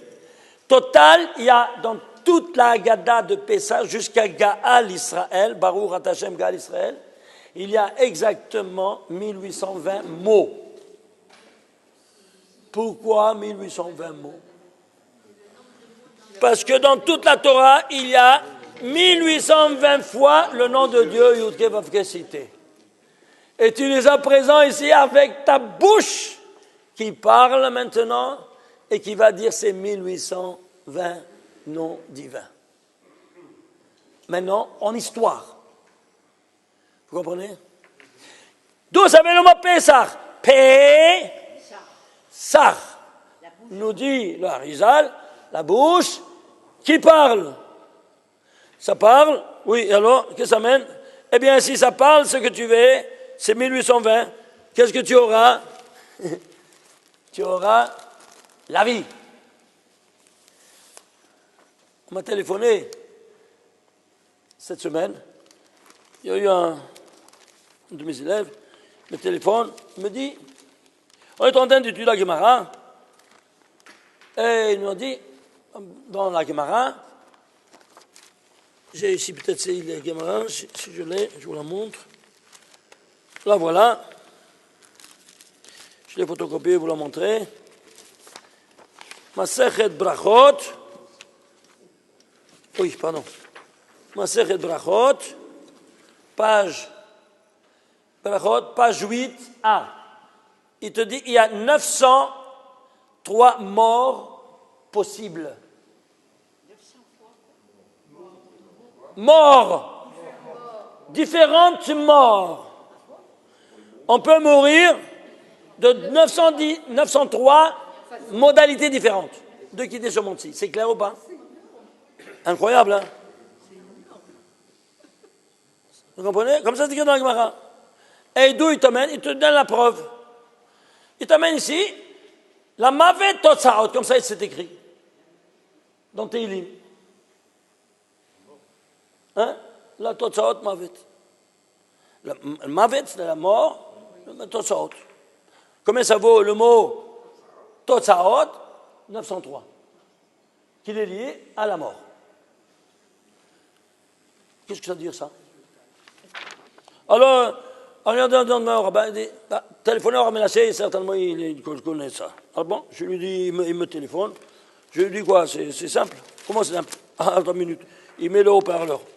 Je lui dis, regarde. Ici, on va prendre ici le premier chapitre du schéma. Ve'avta et Hashem Elokecha jusqu'à Uvishalecha. Vous savez que le monde a été créé par le nom de 42 lettres. On l'avait déjà étudié, ça vous souvenez? Shem HaMeforash de Anna Bekoa, Gedolat Imitatisra, il y a 42 mots. Ils ont été mis, ces 42 lettres, en initiales. Et quand tu dis cette prière, tu vas extrapoler les initiales dans ta tête. C'est pour ça qu'à la fin, tu dis Baruch Shem Kevod Malchuto Hamed, parce que tu as évoqué le nom de Dieu sans le prononcer. Ok? Alors, très bien. Alors, ici, le premier chapitre, il y a 42 mots. Pourquoi? Tu prends sur toi Ol Malchut Shamaim en disant le schéma. Comme ça dit la Gemara. Alors, où tu te trouves? Ben, c'est simple. Quelle est la différence, avant tout, entre le nom 42 et le nom 26? Le nom 42, il a fait le golem. Il a fait le golem, c'est-à-dire quoi? Robot, il a pris la poussière, il a fait ta, mais c'est un corps inanimé. Golem. Après, il y a un souffle de vie, c'est le nom 26. Ok? Alors, on va voir ça ici. Quoi donc? Toi, tout ton patrimoine génétique est renfermé dans 23 couples de chromosomes. Oui, non? Alors là, on va prendre le 23e mot. 1, 2, 3, 4, 5, 1, 6, 7, combien? Vous l'avez déjà compté? Bam. Combien c'est bam? 42. Mais une minute, les lettres, c'est le corps. Et les voyelles, c'est l'âme. C'est pour ça qu'il n'y a pas de voyelles dans toute la Torah. Si tu osais de mettre une voyelle dans la Torah, le Sefer Torah, il n'est pas sur le pourquoi. Parce que l'âme, elle est invisible. À quoi la chose ressemble? Je veux te photographier. Dans une photo, est-ce que je peux figer ton âme? Non. Et pourquoi? Elle est invisible. Alors, la même chose dans la Torah, il n'y a pas de voyelles. Alors, les voyelles, même qu'elles n'apparaissent pas, elles ont une gematria, comme vous savez. Vous vous souvenez?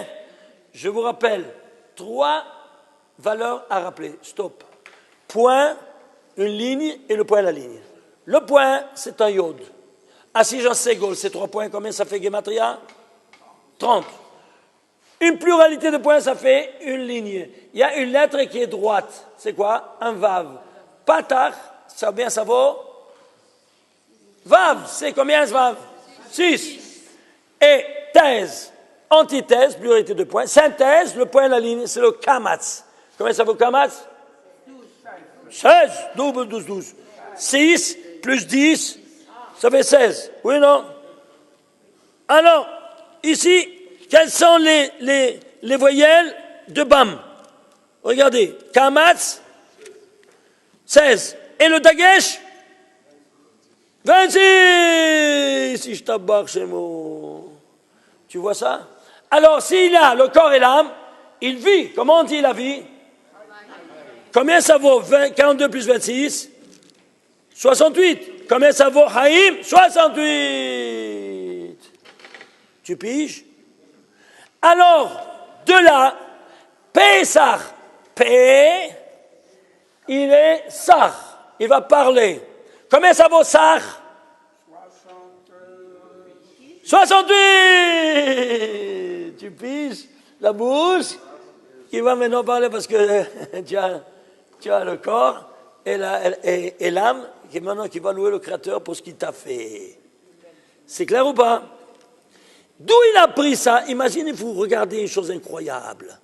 D'où il a pris la Gemara? Il a pris ça d'un pasouk des Teilim. Tu sais quel Teilim? 68e Teilim. Ouais. Pourquoi 68? Parce qu'on parle de quoi? Du Sar, de la vie? Ah, mais où est le 42? Tu sais c'est quoi? Pourquoi un 903? Parce que si tu fais sigma de 1 à 42, ça fait 903. Aïe. Tu piges? C'est quoi sigma? La somme cumulative de 1 plus 2 plus 3, juste de 1 à 42, ça te donne 903. La somme cumulative de tous les 42 qui a fait le golem, 903. Alors toi, tu as profané le nom de Dieu qui t'a créé et tous ses organes, les 248 organes et 376, 65 guidim, au niveau matériel, tu as profané le nom 42. Alors, cumulativement, tous ces lettres de 42, il y aura 903 modalités pour laquelle tu vas payer. Aïe, tu piges? La folie ou pas? Est-ce que vous voyez? Et la Gemara te dit rien du tout. Casse-toi la tête. Rien, un plus grand secret. 903. On se demande, qu'est-ce que c'est 903? Mais mets ensemble 1 plus 2 plus 3 plus 4 jusqu'à 42. Tu dévoiles que c'est 903. C'est clair ou pas? Et comment David Ameller, il a mis ici, au 68e, il voyait tout ça, mais tu te rends compte? Le pasouk, c'est 21. Et pourquoi 21? Parce que 21, c'est « Égé, je suis ». C'est le verbe être. Ishtabach Shemo. 21e verset du 68e chapitre. J'y suis. Et quand tu as l'âme, tu es. Be or not to be. Ouais. Aïe. Écoutez-moi, j'ai été chercher s'il y a dans la Torah, un mot qui a 903. Imaginez-vous ça. Il y a un seul mot, je l'ai trouvé dans toute la Torah, qui a 903. Oui, un seul. 903, c'est quoi? À Caïn lui dit, tu m'as chassé, tu m'as chassé, après le crime qu'il a fait. Oui, tu m'as chassé du Gan Eden. Évidemment, après qu'il a tué son frère. Oui, Gerashta, c'est 903, c'est l'unique mot parmi 79 977 mots de la Torah qui a valeur 903. Et si tout cela, alors, pourquoi il a été chassé? Parce que tu as chassé ton frère de la face de la terre. Alors, Mida Keneged Mida, toi aussi tu seras chassé. Vous voyez ça ou pas? Mida Keneged, œil pour œil, dent pour dent. Toi aussi tu es chassé. Et pourquoi? Tu as profané, c'est 903. Alors tu seras toi aussi chassé. Regardez, où est le 42? Si tu ne vois pas, on te le met ici. Regardez, les tagim. Vous savez, les tagim, ce sont des zaïn. Oui ou non? Chaque zaïn, combien ça vaut? 7. Combien de zaïn il y a? 3 et 3, 6. 6 fois 7, 42. Ouais. Incroyable ou pas? Si tu ne vois pas pourquoi, si tu ne vois pas d'où ça vient, ben regarde. J'ai trouvé encore un autre mot dans le Nar, c'est-à-dire quoi? Dans le Shmuel Aleph. J'ai trouvé un autre endroit où il y a un mot 903. C'est quoi? Regarde, c'est incroyable. Baïchal met Nabot. Voilà quand j'ai terminé de prophétiser. Un prophète, s'il a terminé de prophétiser, eh bien, il est mort, il n'a plus droit sur cette terre, il a terminé sa fonction, il quitte ce monde-ci. Oui, non. Donc, c'est parti de la mort ou pas? Alors, ce mot-là, mitnabot, c'est 903. Et regarde si tout ça ne suffit pas. Combien d'étagim il y a? Regarde, 1, 2, 3, 4, 5, 6, 6 fois 7, 42. Ouais. Alors, oui, qu'est-ce que tu dis le verset? Et il est monté en hauteur, à la hauteur. Ah, bam, c'est grand en hauteur. Regarde le centre de ce mot-là. Bam, 42. Et c'est la hauteur. Regarde comment les prophètes nous parlaient. Est-ce que vous voyez ça? Tu traduis ça en bon français. Où va tout ça? Hein? C'est catastrophique, hein? Vous voyez comment nos prophètes nous parlaient? Ceci étant dit, c'était pour... Alors, ceci étant dit, 1820, qu'on avait dû ici... Qui... Donc, regardez, c'est 1820 mots qui sont dans la Gemara. D'où ça vient? Qui va le dire? Toi. Qui tu es, toi? Un enfant d'Israël. Oui ou non? Quand tu vas t'adresser à ton Créateur, vous vous souvenez qu'il faut voir le nom de Dieu, écrit, lu, n'est-ce pas? Et jumelé. Une lettre, 2, 3, 4. Vous vous souvenez? On l'a déjà fait. Bon, il y en a d'autres qui n'ont pas vu probablement. Alors, quand tu dis le nom de Dieu, tu dois le voir comme ça et comme ça. C'est pour ça que chaque livre, chaque sido, tu dois voir ces trois modèles. Sinon, ferme-le et mets-le de côté. Mélanguenisa, tu n'as pas le droit de voir le nom de Dieu s'il n'est pas écrit de ces trois modalités. Chaque nom de Dieu. C'est clair? Et pourquoi? Alors, ça c'est le papa, ça c'est la maman. Et ça c'est leur union. C'est clair ou pas? Ça c'est dans la malchoute. Et ça c'est les 9 séphirotes supérieures, ça c'est la malchoute. Et ça c'est l'ensemble des deux. C'est clair? Alors, toi qui tu es un enfant d'Israël. Oui. Alors, tu vois ce que tu vas appeler? Tu vas évoquer ton Créateur. Qui est le premier Israël? Dites-moi un peu. Yaakov. Alors toi, dire Ben Israël ou Ben Yaakov, c'est Kifki Bourrico. Oui ou non? Là, noir. C'est la même chose. Si toi tu es Ben Yaakov ou Ben Israël, c'est la même chose parce que c'est la même personnalité. C'est clair? Alors, disons, toi tu es Ben Yaakov. Combien ça vaut Yaakov? 182. C'est le Maaser de 1820. Alors c'est pour ça que il faudra maintenant 10 fois 10 Ben Yaakov pour avoir la présence divine dans un minyan. Tu as alors tous les 1820 noms de Dieu, où ça? Dans un minyan. Alors toi, tu es biologiquement 182, tu es un dixième. Qu'est-ce que tu vas l'appeler? Tu vas l'appeler comme ça. Combien ça vaut ça? 26. Combien ça vaut ça? 65. 26 plus 65, on a vu chez la Souka, ça fait 91. Plus 91? 182. C'est-à-dire, toi, tu es 182, tu es le Maaser de tous les 1820 noms de Dieu. C'est clair?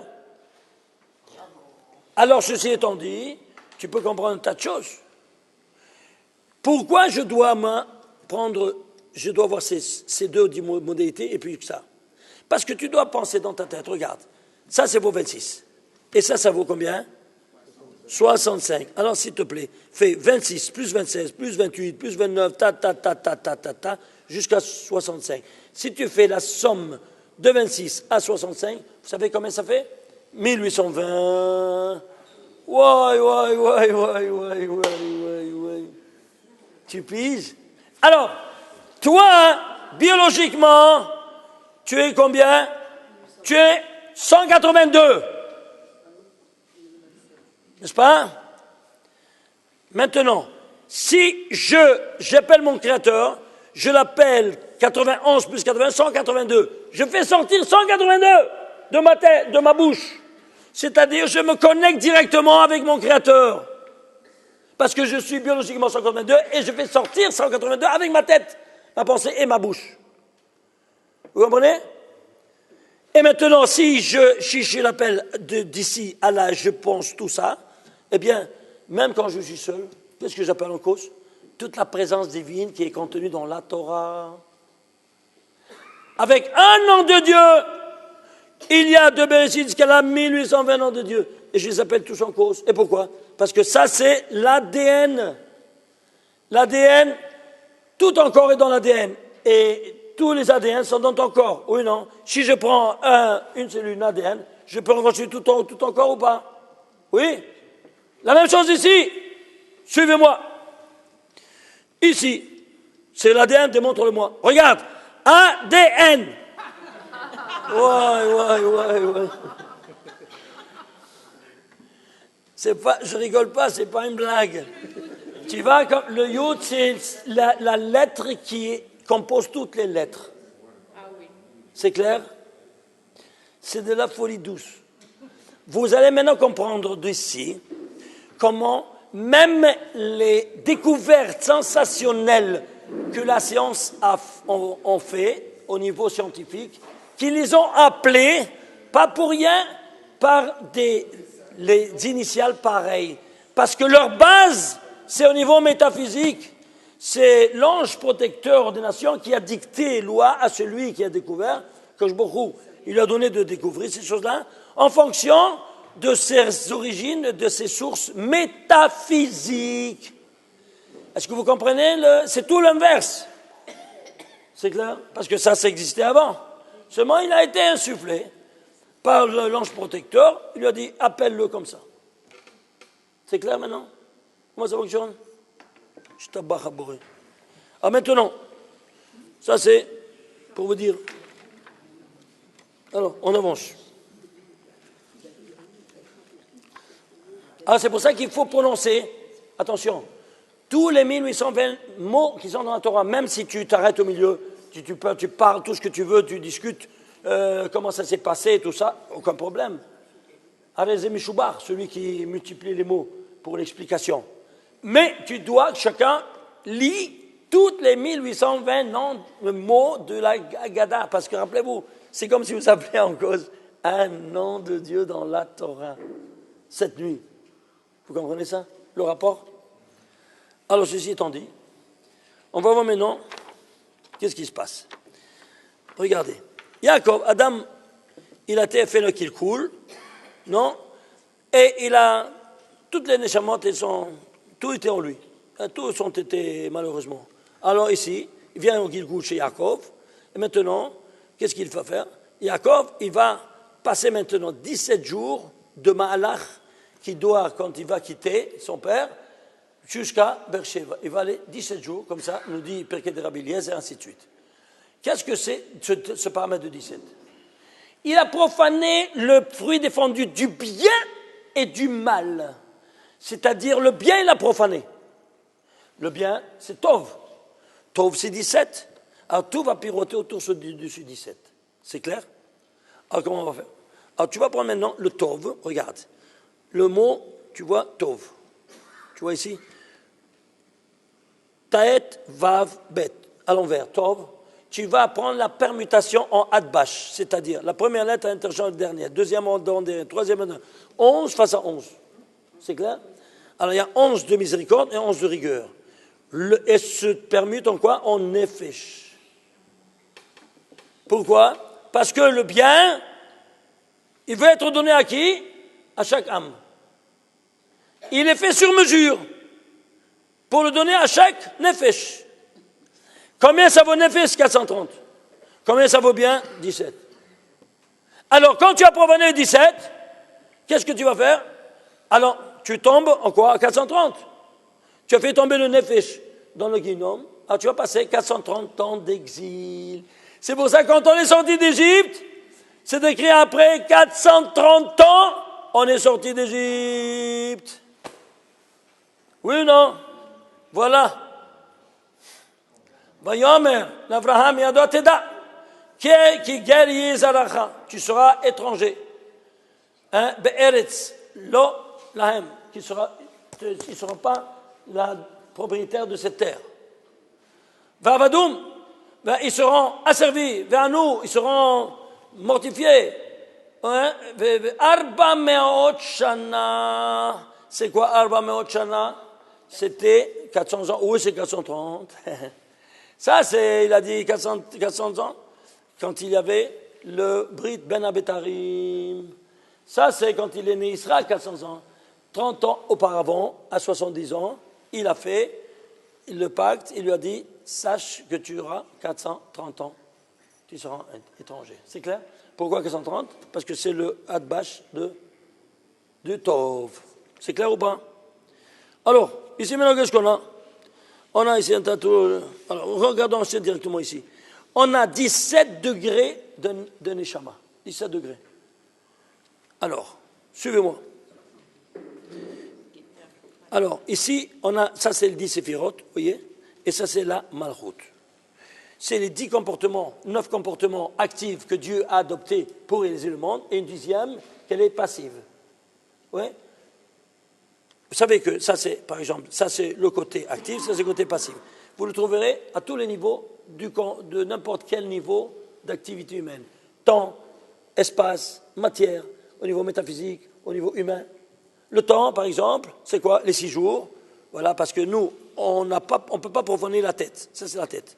On peut profaner seulement les 6 inférieurs, qui est le corps, et la malchoute. Alors, on devrait faire le tikkun seulement dans ces 6 jours.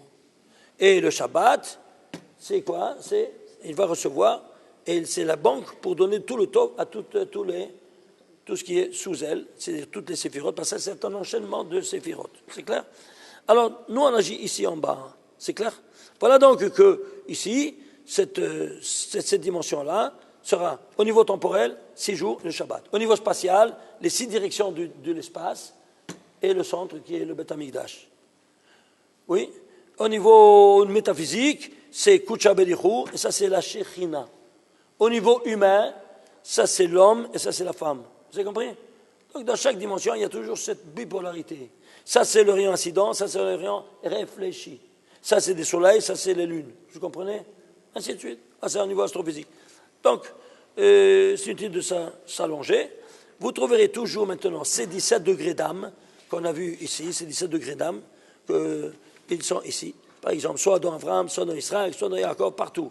Par exemple, à Israël, c'est écrit Vesod, Apasuk, Vaïsra, Israël, Ba'aresaï. Et il a semé dans cette terre, Vaimsa, Me'acharim, et il a recueilli 100 fois plus. Et pourquoi? C'est quoi ça, Vaïsra? Alors, tu vas prendre le nom de Israël. Tu vas prendre la première lettre, 10 par 90, ça fait 900. Et 8 par 100, ça fait 800. 800 plus 100, ça fait combien? 1700. 1700, c'est quoi? C'est 100 fois 17. 100 fois 17. Mais Hachel, 100 fois le moto. Tu comprends? Yaakov, la même chose ici. Il y a tellement de choses, comme on a vu, 17 ans. Alors maintenant, qu'est-ce qui s'est passé avec Yaakov? Vous allez voir maintenant ce 17, comment il va agir. Quelque chose de spectaculaire. 17 ans, il va souffrir les affres du deuil que, dans le Gilgoul précédent, il a eu, quand il a vu son propre fils qui a tué le cadet, son fils cadet. Il va avoir maintenant la même chose ici. Et qu'est-ce qu'il va avoir? Eh bien, il va avoir Yosef, qui à page 10 de 17 ans, il sera kidnappé, il va rentrer en deuil. N'est-ce pas? Il va rentrer en deuil combien de temps? Oh là, il va rentrer en deuil combien d'années? Combien d'années il va rentrer en deuil? 22 ans. Pourquoi 22? Il a mangé quoi? Le blé. Comment on dit le blé? Hita. Combien c'est Hita? 22. Ah, il doit souffrir maintenant 22 ans de deuil. Après quoi? Il va le retrouver 17 ans. Pour le rat, il deviendra bien. Vous avez compris? Oui, votre question? Comment il y a 17 degrés de Neshama dans les 10 sphéros? 17 degrés. Oui, merci. 17 degrés. Regardez ici, ils sont ici. Regardez. Il y a ici, par exemple, il y a Melachim, Tzadikim, Nevim, Hosim, des voyants. Vous comprenez ce que je dis, oui? Mare Torah, c'est-à-dire qu'ils enseignent la Torah. Giborim, des héros. Vous voyez ça? 2. Hasidim, ça c'est 7. Et plus les 10 encore qu'il y en a ici dans les séphirotes. Et qu'est-ce que tu as? Tu as les 17 degrés, 17 catégories. C'est clair? Alors ici, on a ici toutes ces dimensions-là. Si on est tous en 17, n'est-ce pas? on doit constituer ce 17. Oui. Alors, j'ai été chercher, voyons un peu, dans la Torah, où se trouve, s'il y a, dans le récit des 7 jours, s'il y a un nom qui est Israël. Je l'ai trouvé, imaginez-vous ça, à 3 reprises. En 232, comme vous vous souvenez, en 7 ici, le Shabbat, et en 50. Total, combien c'est? 289. C'est quoi 17 par 17? Incroyable. C'est-à-dire même les... Mais maintenant, il faut expliquer chaque chose. Ça, c'est 232 parce que c'est dans la Torah, dans le monde métaphysique, il y a 232 dans les 4 mondes. Ab, Sag, Ma'uben, 70, vous vous souvenez? Dans la Tzilut, dans la Bria, le nom de 63, dans la Yetzira, le nom de 45, et dans la Asiya, le nom de 52. Total 232. Les voilà. C'est clair? Ensuite 7, puis 50, ça aussi c'est toute une dimension que... Alors, suivez-moi. Dans toute la Torah, il y aura 17 mots qui ont Gematria 17. Dans 80 000 mots, tu trouveras que 17 mots différents qui ont Gematria 17, c'est-à-dire que ce 17 au carré, il est omniprésent. Alors, s'il est ainsi, alors ici, toi tu es né. Alors tu as une fois 17. Au niveau micro-individuel. Au niveau macro-national, où tu vas naître? En Égypte. Quand tu es sorti d'Égypte, la naissance d'une nation, oui ou non? Alors, quand on est sorti d'Égypte, ça a été la naissance d'une nation. Et on a passé de la mer Rouge, ça a été la coupure du cordon ombilical. Terminé. Tu as coupé court avec tout ton passé. Maintenant, on se prépare jusqu'à Shavuot, que tu es bar mitzvah jusqu'à 13 ans. Et tu es bar mitzvah. C'est clair? Alors maintenant, si tu es né, tu dois prendre le biberon? Oui ou non? En quel est ton biberon? Le Seder de Pessah. Alors, on va prendre le Seder de Pessah. Attachez vos ceintures.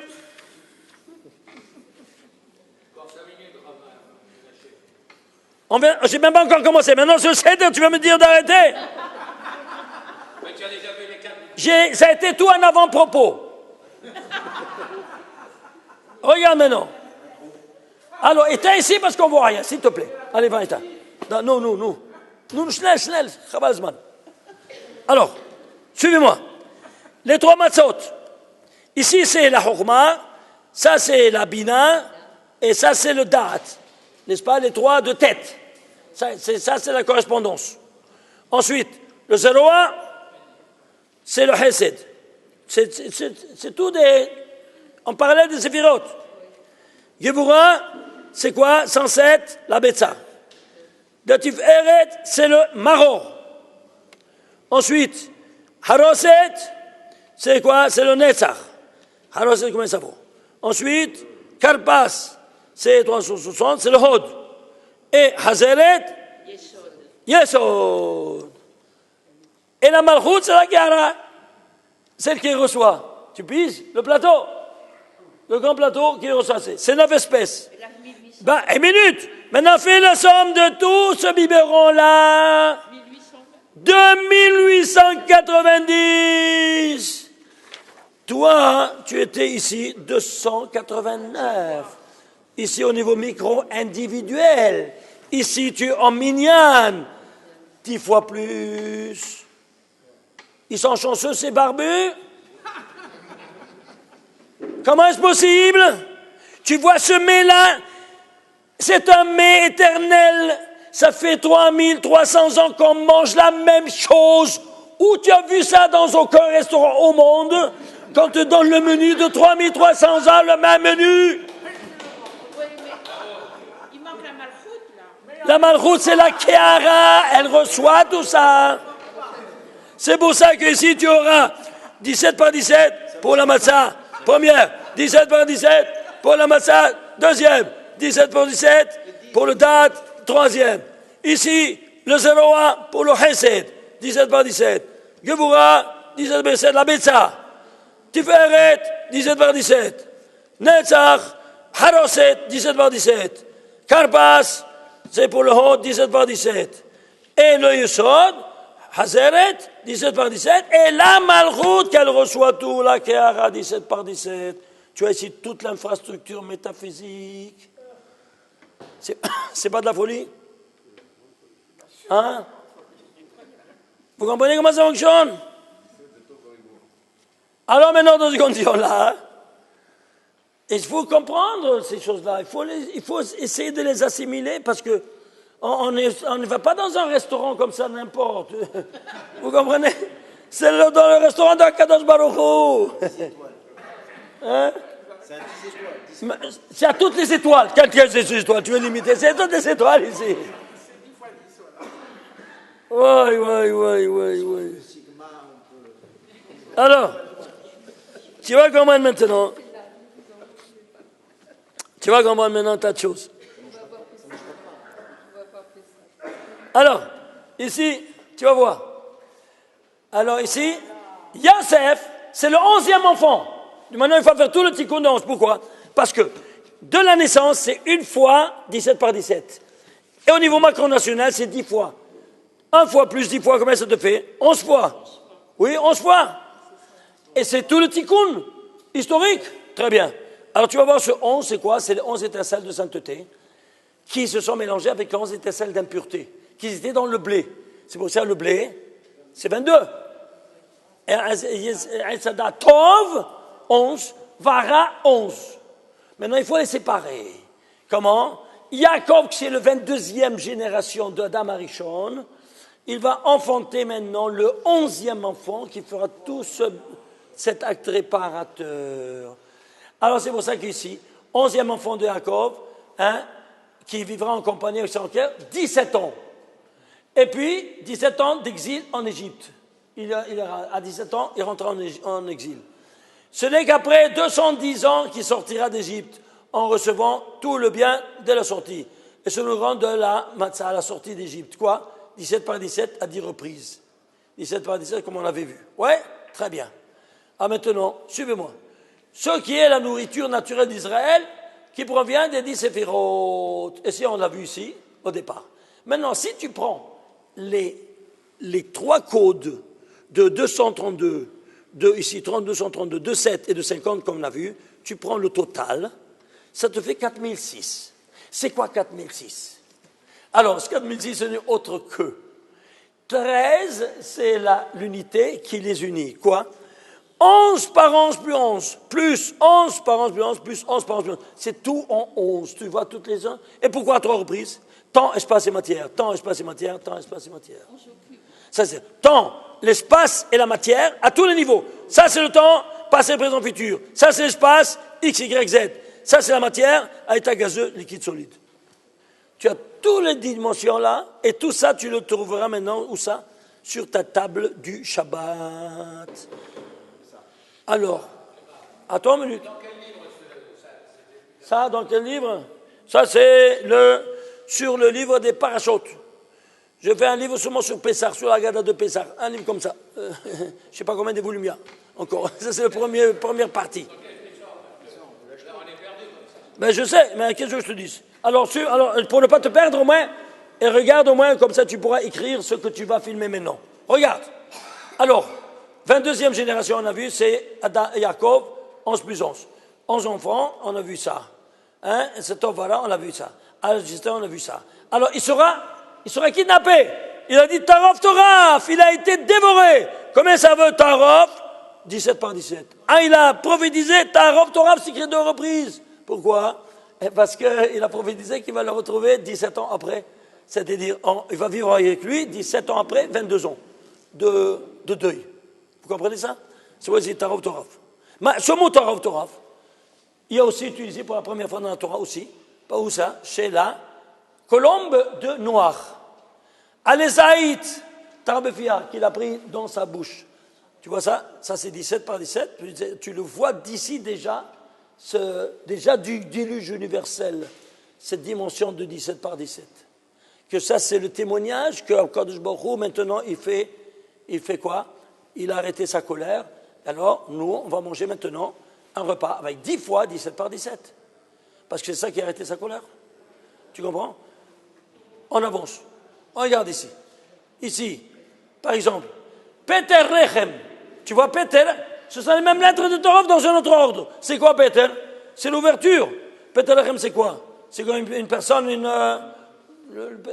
comment on dit? De la femme. De la matrice. Peter Lechem. Et pourquoi? Parce que c'est bien de là-bas. Il y a 17 par 17. Tu comprends? C'est tout. Tout. Ah, maintenant, qui c'est? Il te dit, ici, dans Ephraim et Menaché, Kéroven, Shimon et Yuli. Jacob, il dit qu'ils sont ses enfants. Il dit, ce sont mes enfants. Viens, je les bénis. Ah, je les bénis. Il dit, Ephraim et Menaché seront comme Reuven et Shimon. Si tu fais les gématons d'Ephraim et Menaché, c'est gématons de Reuven et Shimon. Avec le kollel. Mais ici, quel est le gématrie de Ephraim et Menaché? 726. Tu sais quoi 726? C'est 6 fois par 11 au carré. Ouais. Pourquoi 11 au carré? Les 11 étincelles de sainteté qui vont bouffer les 11 étincelles d'impureté. Pourquoi 6? Parce que c'est au 6e jour que je les ai mélangés. Alors, qui va venir faire le tikkun? Moi, le 11e enfant, va mettre au monde 2 enfants qui vont faire cet acte réparateur. Ah, mais comment ils sont? Quand il vient pour recevoir la bénédiction, Jacob, il croise ses mains. Pourquoi il croise ses mains? Il dit, non, papa, ça c'est l'aîné, ça c'est Yadati, béni Yadati, je sais très bien. Alors pourquoi il donne au cadet la main droite et à l'aîné? Parce que, rappelle-toi ça, il dit rien du tout, cache-toi la tête. Ah, c'est de nous casser la tête. Lui, Jacob, c'est le Gilgoud de Damarishon. Et quand il est rentré au Gan Eden, il a fauté, il a été chassé du Gan Eden. Il y avait 2 arbres importants. Du bien et du mal, dans le Gan. Et dans le Eden, l'Etz HaHaïm. Oui, non? Alors, Etz HaDaat, dans le Gan, périphérie. Toi, tu veux rentrer dans ton pavillon, tu rentres dans ton jardin avant. Tu t'es comporté bien, tu peux rentrer au pavillon. Et c'est pas pour comporter mal déjà des jardins. Ah, il a été chassé pour ne pas qu'il rentre dans Etz HaHaïm parce que c'était la vie éternelle qu'il recevait en mangeant du Etz HaHaïm. Alors, qu'est-ce qu'il a fait? Imaginez-vous ça. Alors, il a été chassé du Gan Eden. Alors maintenant, il y a 2 fruits, 2 arbres. Et il y aura 2 enfants. Qui ça? Parce qu'il y a 2 Torot. Vous vous souvenez? Torah écrite, Torah orale. La Torah écrite, laquelle est-elle? Etz HaHaïm ou Etz HaDaat? Etz HaHaïm. Et la Torah orale, c'est Etz HaDaat. Donc la Torah orale, c'est externe. Qu'est-ce que la Torah orale? Quelle est la Torah orale? La Mishnah. Elle sera représentée par le Bechor, parce que c'est le premier. Alors c'est Menaché, ce sont les mêmes lettres de Mishnah. Tu vois ça, comment c'est Purim? Tout un masque. Alors ça c'est Etz HaDaat, oui, la Mishnah. Et qu'est-ce que fait la Mishnah? Et la Mishnah, elle tranche entre ce qui est permis et ce qui est défendu. Ma c'est mutar, ma c'est assoul, ma c'est kasser, ma c'est taref, ma c'est tahor, ma c'est tamé. Oui, non? Stop! Il n'y a aucun secret dans la Torah orale. Tu veux le secret? Tu rentres dans la Torah écrite. Dans la Torah écrite, pas mieux. La Torah orale, il n'y a pas de gématrie, il n'y a rien. C'est clair? On tranche la halakha. Point final. Tu veux savoir le pourquoi? Rentre dans la Torah écrite et tu auras tous les secrets. Alors la Torah écrite, une minute. La Torah écrite, c'est quoi? La Torah écrite, c'est quoi? C'est Etz HaHaïm. Alors ça sera représenté par qui? Par le cadet. Ephraim. Oui ou non? Et c'est quoi Ephraim? Quel gématrie d'Ephraim? Où c'est Etz HaHaïm? Je ne sais pas. Alors, traduit, Ephraim, c'est 331. 331. Je peux le diviser 331? C'est un nombre premier. C'est un nombre premier. Lequel? Le 68e nombre premier. Et 68 gématria de Haïm. Etz HaHaïm. Ouais. Tu piges? Alors, dans ces... Allô? Mais une minute, je ne suis pas terminé. Alors, c'est pour ça que il va vivre 110 ans. 10 fois 11. Yosef, toujours le 11. Il va rêver d'être d'être une gerbe de blé. Et ils vont se prosterner 11 gerbes de blé. qui c'est du mal, les 11 du mal qui vont maintenant se prosterner à lui. Deuxième rêve, il va rêver, n'est-ce pas, le soleil et la lune, et 11 étoiles qui se prosternent. Quel rapport avec le soleil et la lune? Le calendrier, la différence entre calendrier lunaire et solaire, il y a 11 jours de différence. Ouais. Vous arrivez à me suivre? C'est de la folie, mais est-ce que vous voyez cette dimension? Il sera sur sa bannière le shor, un taureau. Pourquoi taureau? On ne comprend pas. Parce que le taureau, alors, le pain, il était mangeable comme ça, le blé. Après la faute, tu vas travailler pour qu'il devienne blé, tu devras faire 11 travaux. Pourquoi? C'est un triage, n'est-ce pas, que tu dois faire, 11 travaux. Et pour ça, avec la sueur de ton front, tu vas manger le pain. Alors, dans ces conditions-là, qu'est-ce que je vais faire? Eh bien, le taureau sera quoi? Le travail que je vais labourer le champ pour planter, n'est-ce pas? Alors maintenant, qu'est-ce que je vais faire? Alors, qu'est-ce qu'il va faire? Vous avez vu dans un microscope comment un globule blanc, il entoure le microbe et il le bouffe. Il l'entoure et le bouffe. La même chose ici.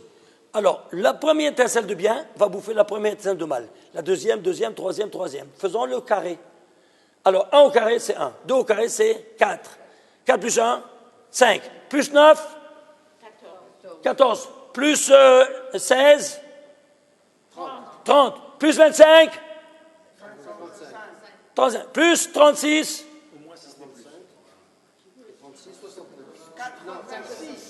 91. Allô? Plus 49, 7 fois 7. 140. Plus 64, oui, fois 8. 204. Plus 81, 9 fois 9, 81. 285. Plus 100. 326. Plus 121. 506. Combien c'est chaud? 506. Ouais. 1 au carré plus 2 au carré, 3 au carré, 4, 5, 6, 7, 8, 9, 10, 11. Tout le total de ces carrés de 1 à 11, ça devait 506, c'est chaud. C'est pour ça que sur sa bannière, il y aura un taureau qui va le représenter. Sans rien te dire, casse-toi la tête. Pourquoi taureau? C'est clair ou pas? Vous me suivez? C'est pas de la folie? Est-ce que vous voyez comment la Torah nous parle? Allô? Mais tout, à travers tous ces paramètres du monde métaphysique, de la Kabbalah, qui te dit, là, on s'étincelle de bien, de mal, le blé. Pourquoi le blé? Tu comprends rien de rien. Et puis, les abrutis, là, de là-bas, à Rome, la pomme, Hamorim, ils tombent dans le pomme. C'est clair? C'est clair ou pas? Alors, il y a 11 travaux. Oui. Alors, ici, maintenant, vous voyez, vous comprenez? Ici, il y a tellement de choses. Alors, maintenant, c'est pour cela que maintenant, ce 11e fils, qu'est-ce qu'il fera? Il fera la paix dans le monde, il va rapporter maintenant, il a donné à manger à tout le monde et tout ça. Ah, mais attention, le pain, avant de le manger, tu dois le plonger dans du sel. Pourquoi le sel? Le sel. Le sel, en hébreu, se dit mélah. Et c'est pourquoi le mélah, il ne doit jamais manquer sur ta table. Nous dit le Kliyaka, parce qu'il y a 2 éléments les plus puissants du monde. Mais ils ne peuvent pas être ensemble. L'eau et le feu. Qu'est-ce qui est le plus fort? L'eau qui éteint le feu. Mais il y a un élément qui fait le shalom entre eux. C'est quoi? Le sel. Le sel, le soleil qui fait évaporer l'eau de la mer, ça reste le sel. Alors le sel fait le shalom entre les 2 antipodes. Alors c'est pour ça qu'il ne doit jamais manquer sur ta table. C'est clair? Jamais, même quand tu as terminé de manger, laisse une salière. Parce que c'est la symbolique du shalom. Alors je vais prendre le pain. Le pain, ça s'appelle lehem. Ça vient du mot lohem, guerrier. Tu sais combien de guerres j'ai fait pour apporter ce bout de pain sur ma table? Oui ou non? Combien de guerres il doit faire ton mari pour apporter ce bout de pain sur la table? C'est le symbole de la guerre ou pas? Ah, mais comment je vais manger ce symbole de guerre? Je vais le tremper dans un mikvé de sel, que c'est mikvé de paix. Ce n'est qu'alors que je peux le manger. Je l'ai converti dans un mikvé. C'est clair ou pas? Vous avez les mêmes lettres dans les Hem et Mela. C'est ça. C'est justement ça. Alors, dans ces conditions-là, je dois faire 3 reprises. Je dois le plonger 3 reprises. Et pas prendre le miel et le jeter comme ça là-dessus. Non, c'est lui qui doit plonger. Tu n'as jamais jeté le mikvé sur ta tête? Non, c'est toi qui es dans le mikvé. Oui ou non? C'est clair ou pas? Hein? Quand tu fais une action 3 reprises, tu fais une acquisition ab aeternum. Une acquisition permanente. Oui, ta question? J'entends pas. La même chose avec la massa, qu'est-ce que tu vois? Tu fais le ça, même chose, moi, Baya. Tu le fais 3 fois. Comment? Mais le sel, tu as ici un plateau de sel, tu le mets dans le sel. Symbolique.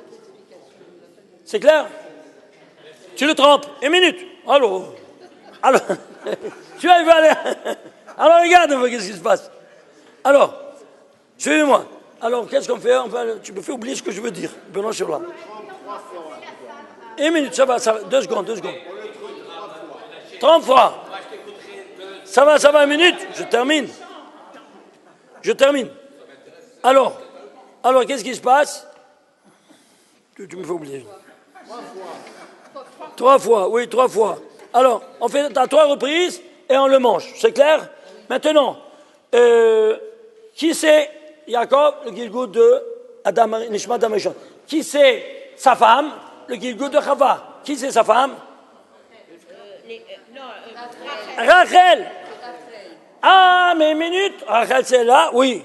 Alors là, qu'est-ce qui s'est passé? C'est l'unique qui n'est pas enterré à Hebron. Pourquoi? Parce que la fin du blé, c'est d'être le pain. Et la fin du corps, d'être sous terre. Alors, elle sera enterrée où ça? À Bethléem, la maison du pain. Oui. Quand elle est morte? Le 11 Heshvan. Pourquoi 11 Heshvan? Du nouveau, les 11 étincelles du mal qui l'ont fait périr, qu'elle les a mélangées. Maintenant, elle fait le tikkun, le 11 Heshvan, qu'elle meurt, et elle sera, pourquoi Heshvan? Comment on écrit Heshvan? Écrivez. Heshvan, Het, Shin, Vav, Nun. On lève le Vav, c'est la lettre Nahash qui m'a eu au jour Vav, au 6e jour. Et c'est pour ça que je ne suis pas enterré à Hebron, mais à Bethléem, le 11 Heshvan. Mais est-ce que vous comprenez comment la Torah nous parle? C'est de la folie ou pas? Hein? De la folie douce. Alors, c'est quelqu'un qui n'étudie pas le Zohar à Poptip. Je vous le dis parce que regarde combien il a les œillères, il ne voit pas un horizon nouveau, jamais connu, d'aucune autre dimension. Et, bon, écoutez, prochaine fois, on continue. Le 24 avril, Bezrat Hashem, à 7h30.